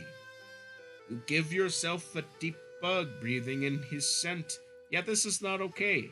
They say that the home is where the heart is. Is this what they meant? Before you can look any further, you hear the Colonel returning. He has a new dish that he has been working on. He wants you to taste it. You try to act casual until he asks you why you're wearing his jacket. I don't usually loan those out, but I must say, it does look good on you. Oh crap, the jacket. You forgot to take it off. You decide that now is your moment to make your big move. Just tell him the truth. You confess. I think I've developed feelings for you. I might be developing feelings for you, too. But I'm concerned. I can't let anything get in the way of my dreams. Overwhelmed, you take off the jacket and run for the door. But the thought of leaving the colonel in the midst of such an emotional breakthrough gives you pause. You stop yourself. Colonel. Yes, Spider. I honestly think this may be the beginning of something wonderful. I think you're right. You should take things slow. You talk late into the night and drift off into a slumber. Dream sequence. Other dream stuff.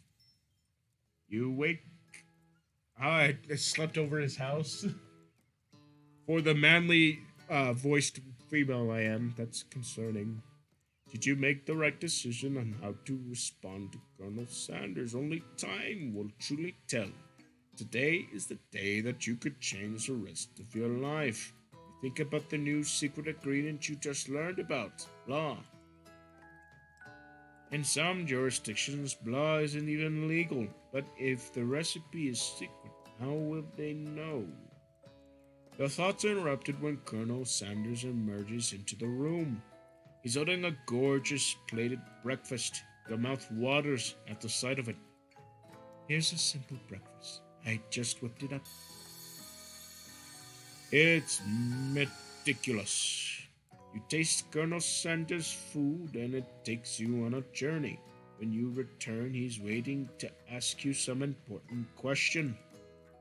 So, would you say that we're the perfect match? How presumptuous! My cuisine and your taste buds, that is. Such confidence, such grace. Could we be the world's greatest gift to cookery? Sure. I like KFC. Sure, why not? You know, I think we might make a great team. A single tear begins to pull the corner of his eyes as he gazes out the window. And with the right business partner, I know I can't fail. Business partner? Could he be talking to you? It's all happening so quickly. Overcome with emotion and confused by your feelings, you're on the verge of tears. Unable to speak, the only answer you can find is to run out the door and get home. There's still one more day of school, after all. The University of Cooking School Academy for Learning waits for no one. You get home to find something very surprising. Your best friend is waiting for you there. Where have you been? Because I had one heck of a night. I've been desperate to talk to you about it, but I couldn't find you. I got worried something might have happened to you. It's okay, I was just... But now that turns out that you're fine, I can finally get you up to speed on the saga of Miriam. Sure, but you will not believe what happened to me after school. I went on a date. I think I can believe that, since I've been only partnered up with him. He asked me to go out with him. Of course, I told him, you better keep your dials turned to polite and respectful. I'm not that kind of girl. But he was just interested in spending some one-on-one time together and getting to know me. So I said, yeah, sure. I can get to know the little metallic gun. Long story short, he took me skydiving with his friends, but things quickly spiraled out of control. Did she just say skydiving, as if that's a typical first date to go on while talking to with a talking pressure cooker? And now I'm not really sure where we stand. You don't give Miriam time to tell her whole story, however. Bottling up the details of your own night is just too much to bear. And I went on a date too, back to Colonel Sanders' house where I spent the night with him. You what? Nothing happened but the emotional connection. Wowzers. Miriam offers to support you no matter what you do. Together with your bestie, you feel like you can do anything. When you arrive to school, you encounter your rivals at the quad. You can tell from the distance that they're picking on Pop, though he himself might not quite grasp it for a fact. Because, you know, he's Pop. What's a swirly? It sounds delicious. Now that just made me think of Wendy's. Oh, it's great. I'll order you one up right away. I'll have my swirly with Sprinkles, please. Sprinkles is a dog and a tree. You can get your swirly dipped, too. Why don't you... Oh. Why don't you pick on someone your own size? Because I'm literally the biggest person at this school. There is this horse that Colonel Sanders rides to school, but who would dare pick on such a gentle, beautiful creature? You've got some nerve, Spider, suggesting I pick on a defenseless horse. Now you're twisting my words. I won't have it. You clench your fist, but the injury from yesterday's mixer accident makes you wince with pain. Doesn't look like you can go on cooking like that. Might as well give up. I'll never give up, ever. Colonel Sanders arrives just as it appears things are getting close to boiling over. Naturally, intuition person, he senses that something may have been going wrong. Is everyone excited for the final day of school? Spider, how's that hand feeling? I'm sure you'll be back in fighting form by this afternoon. Aren't you, concerned about my hands, Colonel? Yesterday, I almost broke a nail winning so high. Technically, I don't believe a winner has been decided. Your presentation was quite impressive. What is he doing and complimenting her? But what about the flavor of my delicate warm gooey chocolate sauce?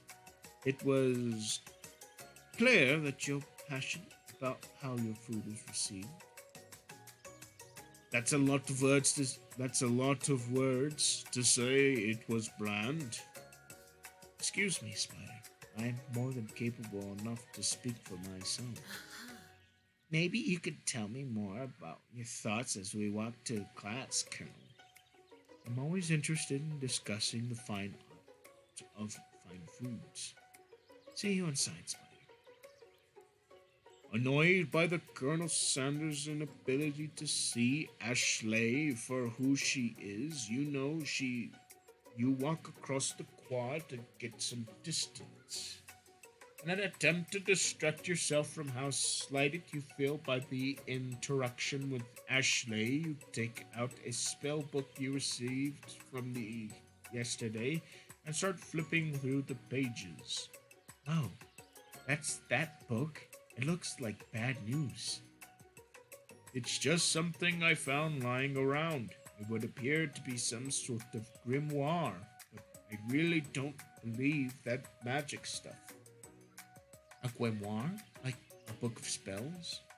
I don't know. Who would spend so much time decorating a magic book if it wasn't really powerful? I can think of one surefire way to find out. You open up a page covered with Arcane's warning. Cast only in the case of extreme emergencies, it says around the edges of the page. I could use the spell here that it says will erase anyone I choose from all of my memories. If I scrub out Colonel Sanders, it would probably help me focus better on the upcoming final exam.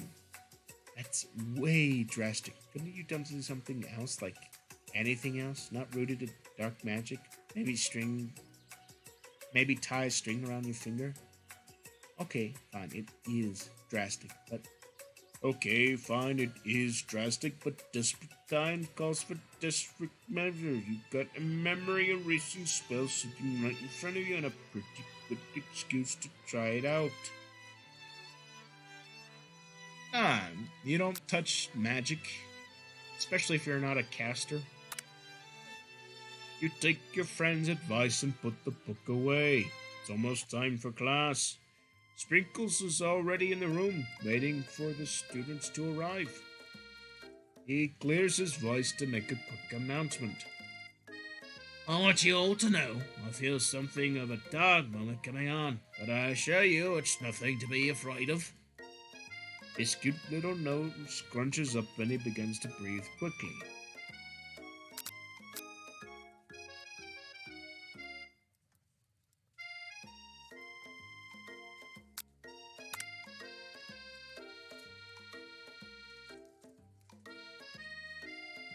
When you follow his gaze, you see a tiny orange squirrel perched on the cherry tree outside. Sprinkle turns feral and runs to the window of the classroom. He begins barking uncontrollably at the squirrel outside. Terrence, I told you to never come back here. Terrence, I will destroy you, Terrence. Sprinkles is barking ferociously, drool flying off of his face. The squirrel looks over, but he doesn't say anything back. You wonder, is that even a talking squirrel? Who named him Terrence? You better not show your chubby cheeks around here ever again. After Sprinkles is satisfied that his presence has been felt by not only Terrence, but by every other squirrel within hearing distance, he returns to his professional town. Sorry for that outburst. This actually brings up an important point. Thank you, Spider, for reminding me to dole out this indispensable bit of wisdom. You see, but before he can go on any further, Miriam's love drama spills over into the class. Sprinkles is interrupted by whirs and sparks coming from the back of the room. I told you to save it for after class. You think I wanted to be thrown from a plane strapped to a stranger? Miriam and Clank appear to be arguing, but you still haven't learned to speak Clank's language of mechanical noises. But no, you had to show off your cool kid friends, Jeff and Joanne, Jay and Jay forever. Watch us form a triangle in mid-air as we descend. Triangles are the strongest shape, don't you know? Yeah, well, that doesn't make it a great bait. Then take Jeff and Joanne with you. You can hold hands and pedal down the mountain or cliff for all I care. Clank begins to shudder. Steam pours up the gaps of his panel, then a loud ding stops him in his tracks. Jeff, he's fucking dead, my dude. No amount of seasoning is going to make me want. Oh, Jesus. No amount of seasoning is going to make me want to eat that. Clank burps out a completely deep-fried sneaker. Considering that he himself has wheels, not feet, it's not entirely clear where it came from. In terms of deep-fried footwear, I guess it looks okay. Clank slowly rolls out of the room to be forever alone with the shoe. Everyone tries to pretend like they didn't see this entire thing just go down. Nothing like a loud public breakup to cast a pall over the final day of school. That was, unfortunate. But we mustn't get distracted from what lies ahead. The final competition showdown challenge exam. The end. Or trademark. I'm still working on a title, but I think you get it. Test time approaches. Are you all in the arena? But before you can think about your upcoming competition, there's a very beautiful soul nearby in need of a pep talk. Hey, Miriam, are you okay? Okay. I'm so mad I could smash a tiny mug, spilling several droplets of hot cocoa all over the floor. How could you embarrass me like that in class in front of everyone? Her tiny cocoa is a delicious treasure, so you know that this breakup is no joke, even if the source of her frustration is a silly boy. I know that you know this, but I'm gonna say it out loud. You don't need anyone. Me and you, we're gonna cruise through this final test and hit the carpool lane in Success City. Miriam brightens up, imagining the wind rushing through her short bangs, but she hesitates to embrace the feeling all the way. You're not going to settle on Colonel Sanders' stallion and ride off into the sunset without me? Of course not. Well, maybe sort of, but I'm sure there's a pony out there with your name on it, and a ranch big enough for both of us and whoever else we want to bring along. If it's not Pop or Clank or anyone else you meet today, tomorrow, or this whole year, so what? You're a special person who shouldn't settle for the first someone to show a little interest. Anyhow, Miriam gives you a big hug and wipes the tears from her cheeks. I should really review my menu for today. I'm going to make a very special soup. And I bet Professor Dog is going to love it. While you were pep talking, Miriam, you completely missed lunch. But that's okay because you have a better idea of how to spend your time before your exam. You've decided to head to the arena early and practice a dish.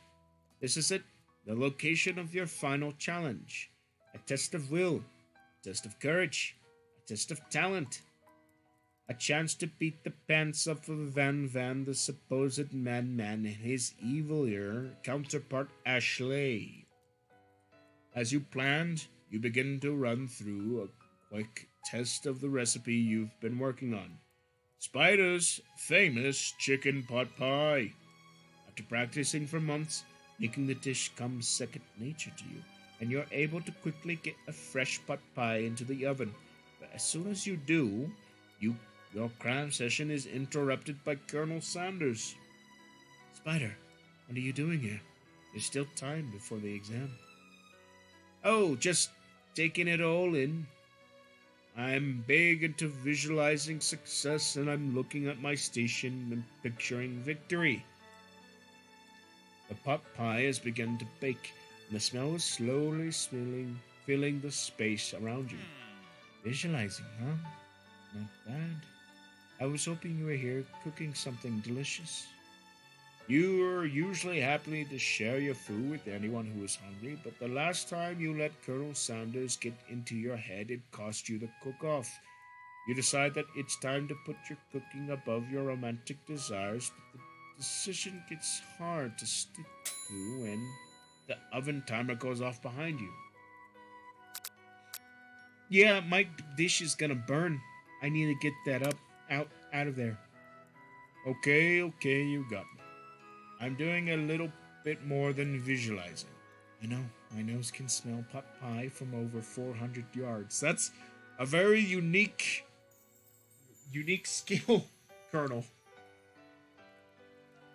That's an oddly specific distance that you'd expect nothing less from such an oddly specific man. You knew it was a pot pie just from the smell? Not just a pot pie, but a chicken pot pie, with an all butter crust. And my nose is telling me something else. Oh no, it's burning. No, I can smell that it was made with a heaping helping of TLC. Tender love and care. But it will probably start burning any second if you don't pull it out. Moment of truth? Wow. Damn, that actually does make me kind of hungry for pot pie. I kind of want pot pie now. Or any food. I think I'm just hungry. Wow. It's the best pot pie I've ever tasted.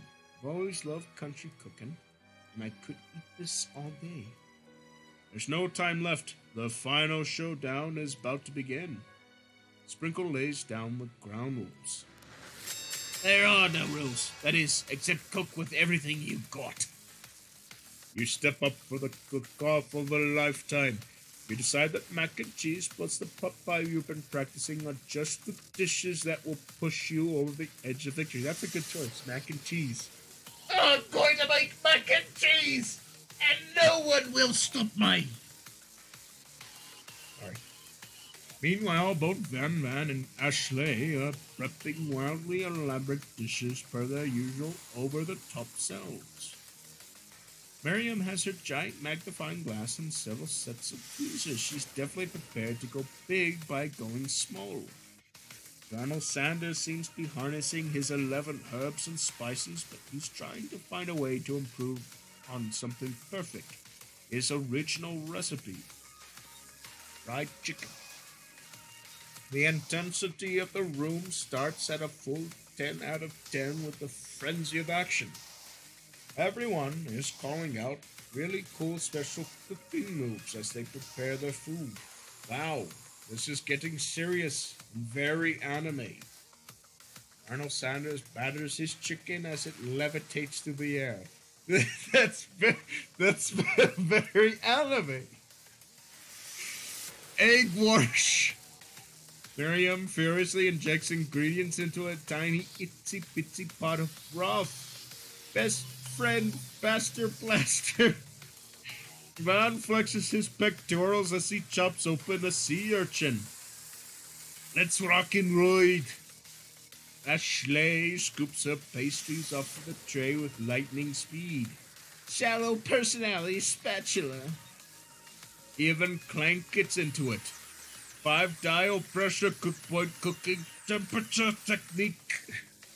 Wait, when did Clank learn to speak English? It's a singularity. It was foretold. We must not let it happen, or the appliances uprising will take us. Van quickly unplugs Clank and rolls him out of the back door of the arena. As you frantically prepare your dish, you notice Ashley has her spell book out. She is going to use some dark magic to turn the tide. You've got a book of your own, and you're desperate not to see her win another battle. Should you take this opportunity to fight magic with magic, even if it's almost certainly evil magic? Nah, I already have my dish already in the oven. She can eat my dish for all I care. Who needs magic when you've got passion? I'm going to do this the hard way. Colonel Sanders sees that you've chosen to win on your own terms, and he gives you a subtle wink from across the room. I believe in you, Spider. Miriam notices too. And I've always believed in you, Spider, ever since we were little kids, because I am your best friend forever. Just best friends. Both of us. You turn to notice that Miriam is at your station cheering for you. Miriam, what about your dish? You're here cheering. Who is cooking? Tiny food, short cook time. I'm actually already done, so I thought I'd help you. Oh, that's sweet, bud. Miriam tosses a handful of spices directly into your boiling noodles. It's a secret ingredient. However, she doesn't know that you lied and the secret ingredient was made up. And where in the world did she get Eye of Newt from? The boiling pot explodes, sending Miriam flying backwards. The watery noodles begin to swirl in the air, bubbling up into a dark cloud that thickens and congeals before your very eyes. It is I, Steve, the Spork Monster. Steve, wait, what happened to Borko? You're not here to battle me, are you? These Spork Monsters are many. I think Borko had the day off, but you have conjured Steve, and I hate to battle, so I'd say you're doing pretty alright. Oh, hey, you're in the middle of a cooking competition. I love this stuff. It's better than TV. You crazy kids with your culinary skills really impresses me. Mind if I hang out? I'm sorry, Steve, but this is kind of in the middle of something. Do you mind? Steve the Spork Monster notices that you've got the grimoire stashed beneath your cooking station. I see what you're up to.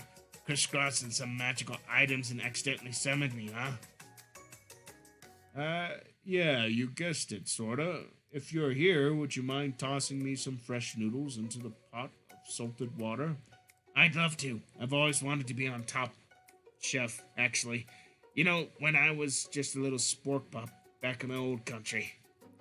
You can feel Spork Monster winding up to tell you a very long and involved story. You don't know exactly where they came from, but it seems like it was probably lonely there. Actually, you know what? Maybe you should watch from the stands. I really need to focus on this competition. I understand. It's kind of like the time in monster school that I'd fallen asleep during scare tactics class, and when I woke up, you toss a serious stare at Steve, and he takes the hint. Never mind. I'll tell you later. Good luck. Having suffered this huge setback, you don't know how you could ever win. Summon extra power from deep within yourself. Give up and drop out of... No. Keep going. You can do it. You can cook that food. You can cook that food good and right. You can do this. I have what it takes. I came here to win.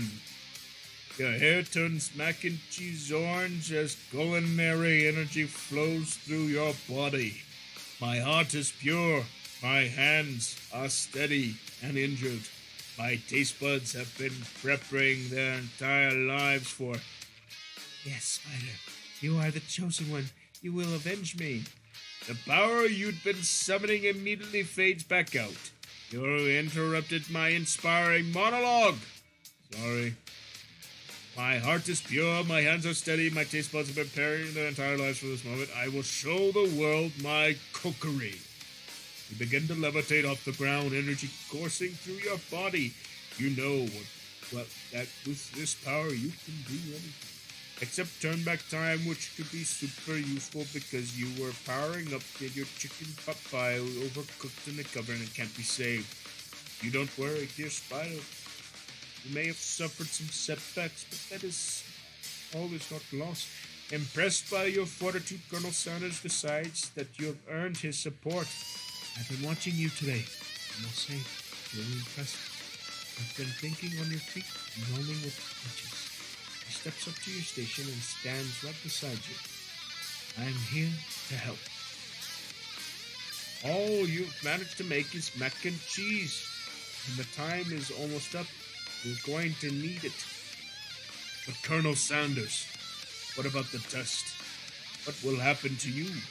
What about the rules? Following the rules was never really. I follow my heart. What a guy. Colonel Sanders unfolds the delicate white towel to reveal the most delicious fried chicken tenders you've ever laid your eyes on. Besides, sometimes unexpected conversations have surprising effects that surpass their individual effects. Are you suggesting we combine forces and we can perform perfect food union? Time's up, students. With time expired, it's the moment everyone has been waiting for. You must now You must now prepare to present your dishes. A handful of students stand tall, but the class seems incomplete. Seems I'm missing some of the students. Pop, Plank. From off-screen, you hear a pure and innocent giggle that can only come from one of the students. I'm flying. It sounds like it's coming from the broom closet over there. Miriam, would you mind?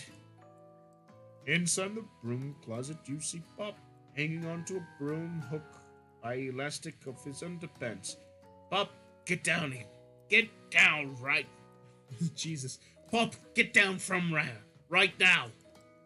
Let me guess, did Van have something to do with this? Did someone ask for a wedgie? Who am I to refuse? I thought a wedgie was a salad. It looks like Pop is eliminated from the challenge, seeing how he didn't cook anything. I can't feel my legs. Can I be excused? Sure. You kids and your pranks. I must say, it's not the worst prank in UCSAL. No. History, but it's not exactly yearbook material. Wait a second. Pranks. Clank. Where did the pressure cooker roll off to? You wait to hear a signature word, beep, or other onomatopoeia, but there's none.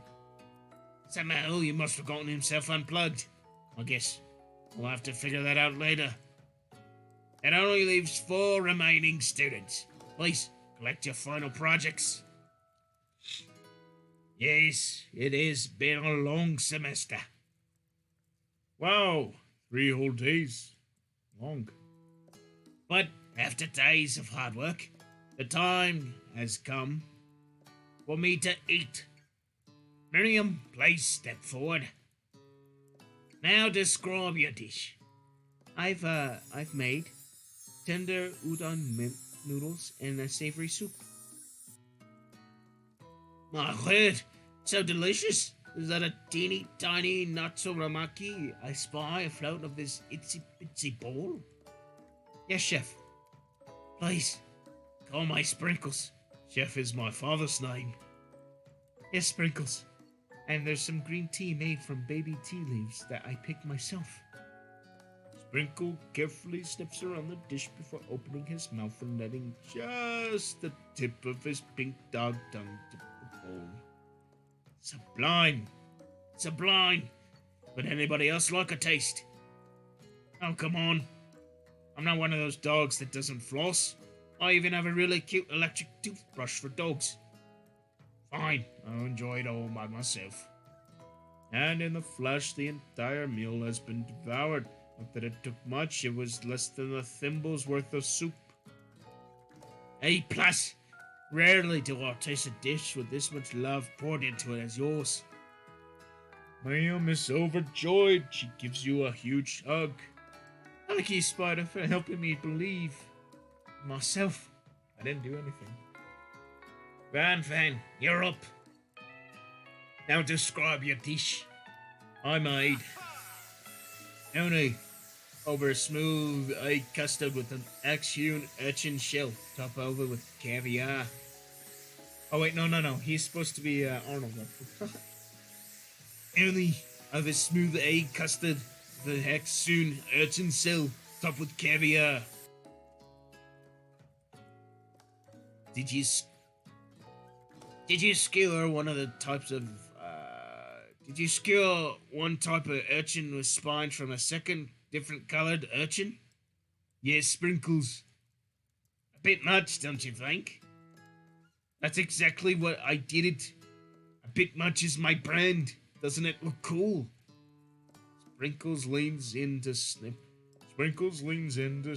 the uni, but he can't get his nose close on the count of all the spines.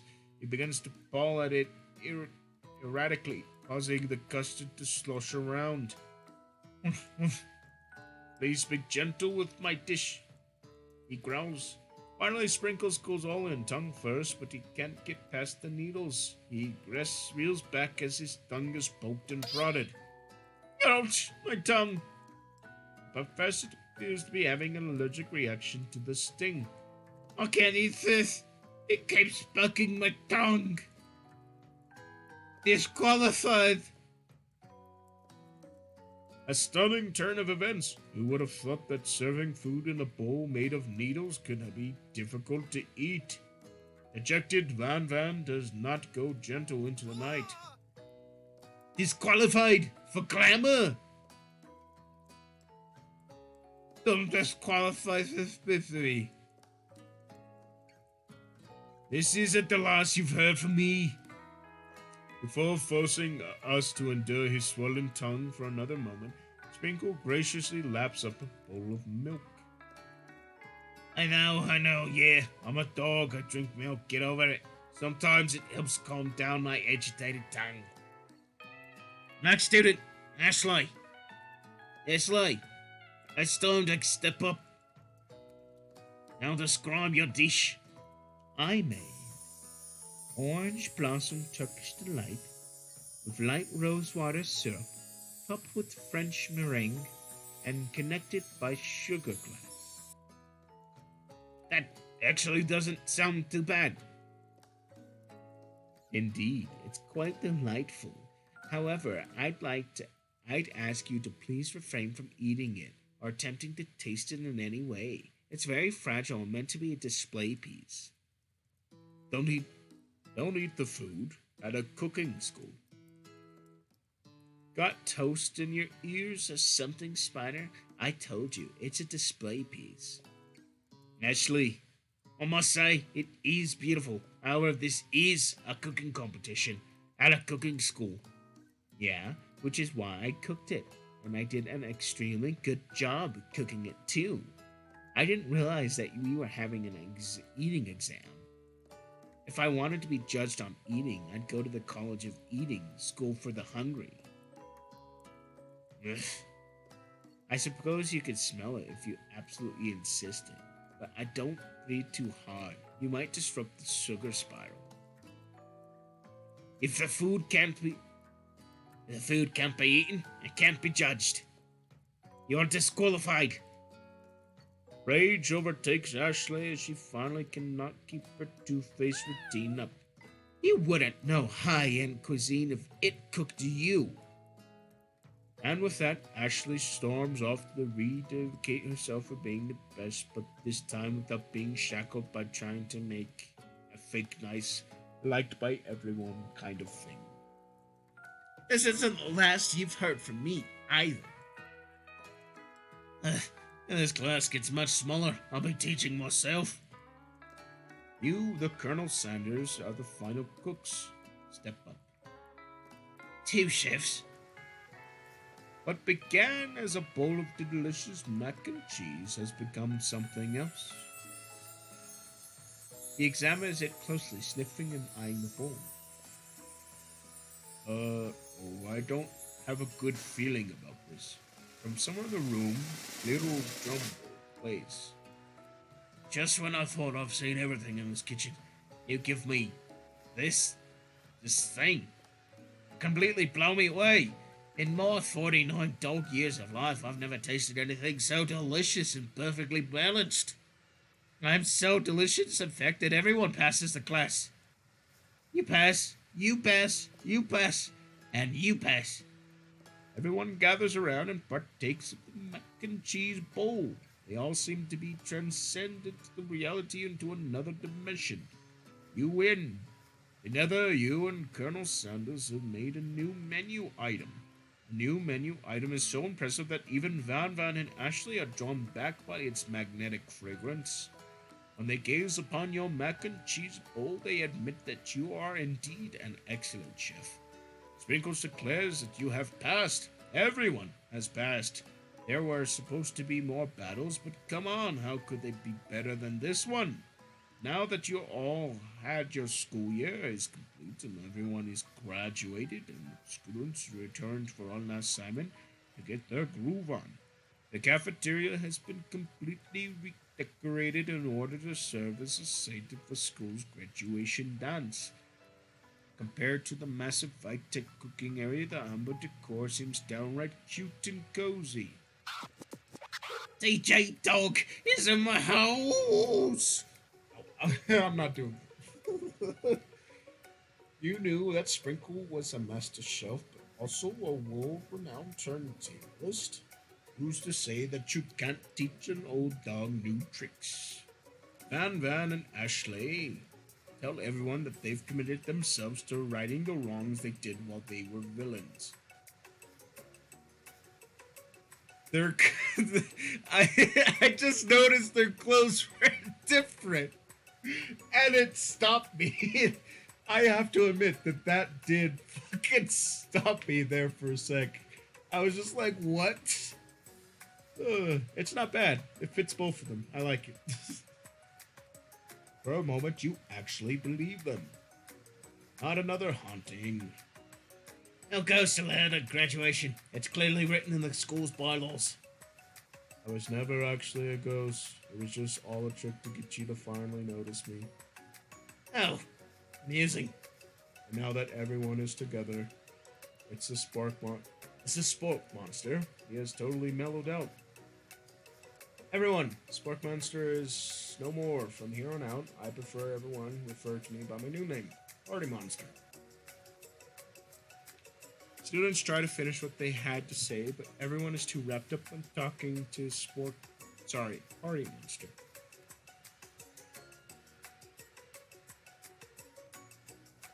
Dejected student walks off. Maybe things didn't work out. Hey, that is a nice outfit as well. Didn't work out for Miriam romantically, but she found the love in her cooking, and you know, she's gonna do great. And the red carpet rolls out across the floor of the ballroom like it's a Hollywood movie premiere. Who could command such an entrance? Pop has arrived late to school dance, but apparently for a good reason. Walking the carpet, you see perched atop his dirty chef's hat a crown. Welcome back, Pop. I know you weren't able to complete the final exam and accept your diploma. We mailed it directly to your father. I figure it was at least what we could do for the school's dean. I get it now. And we got a new wing in the school, not to mention the honor of educating the son of the chancellor of such and such. The music at the dance was interrupted by the sound of sparking and electrical hissing. It's Clank has arrived, late to the dance. Now that I've graduated, I can reveal my truth. Oh, he's still doing the talking thing. I am Clank, and I am not of this earth. I am actually from a faraway planet in another dimension. What? What? I actually feel like I knew this the whole time. Now that I have learned the ways of your kind, I must return. Miriam, will you come with me? I don't know what to say. Besides, no, obviously. I've just begun to learn who I really am. This isn't the time for me to devote my life to figuring out who you really are. You're blown away at Miriam's maturity. It's pretty clear she has managed to surpass you in that. I understand. Kind of. Humans are weird. Portal opens up and Clanks disappears through it. What is happening? It's just random equals funny. Portal opens up and Clank disappears through it. Finally, Colonel Sanders arrives. You know this because for some reason Peach Blossom petals seem to follow him. Howdy, classmates. Just like the first day you met, he is prepared to feed the entire class. However, it's not enough just to give them a bucket of chicken. This time it's a full meal. I didn't get to be the most famous chicken man in history of chicken and man by not reminding people to go out and buy my chicken. The end? No, it's not the end. As everyone feasts on the delicious chicken dinner, Colonel Sanders finds you sitting at the edge of the dance floor. Spider, what are you doing sitting all alone? Oh, you know, just waiting for the right person to ask me to dance. I wonder, might you tell me, what are the qualities that you would expect to find in such a lucky person? Off the top of my head, I don't know. Spicy musk, a tidy goatee, and we from the University of Cooking School, Academy for Learning, just to name a few. It is truly my lucky day. Would you dance with me? Yes, I would love to. As you glide across the dance floor, hand in hand with Colonel Sanders, the future stretches out in front of you.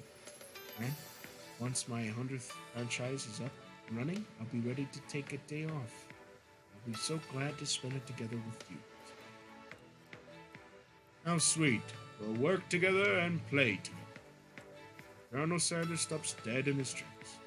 Together? Well, I think there's something I'll need to do by myself. But who will help you run your restaurants? I don't believe I need help. Besides, based on your time at school here, do you really think running restaurants is the best path forward? Could it be that you found a love connection but failed to earn Colonel Sanders' respect as a chef? And you live with only half of him. Will you be able to endure sharing him with his other love, the life of an entrepreneur? I suppose I could enroll a pastry school. Oh, my dear Spider, I'm sure that you'll find your place eventually. And along the way, you'll have me by your side. The end. But what if actually just be McDonald's?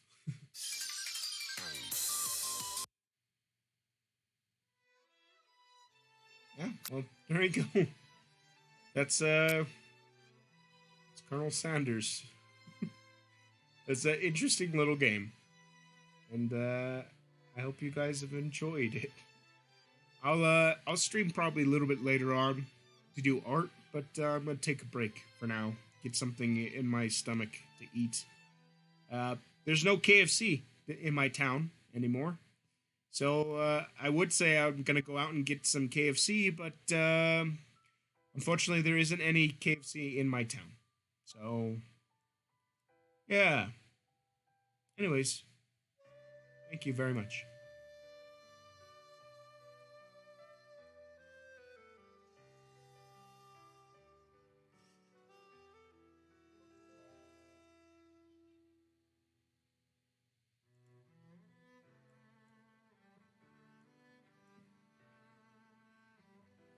Hold on.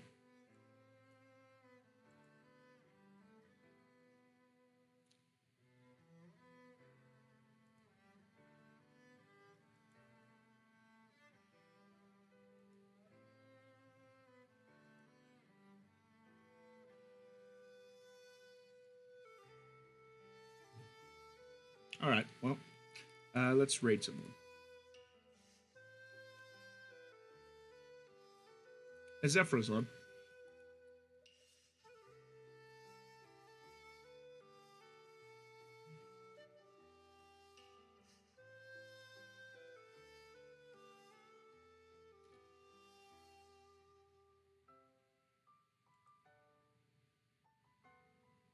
AZHE Ephra. Right.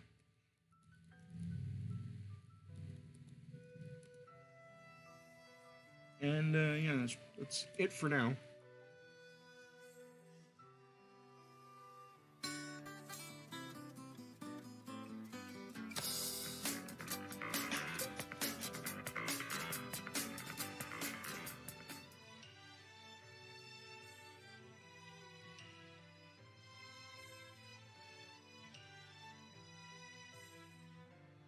Yo, Spur. How far did you get in that game? Yo, thank you for the raid.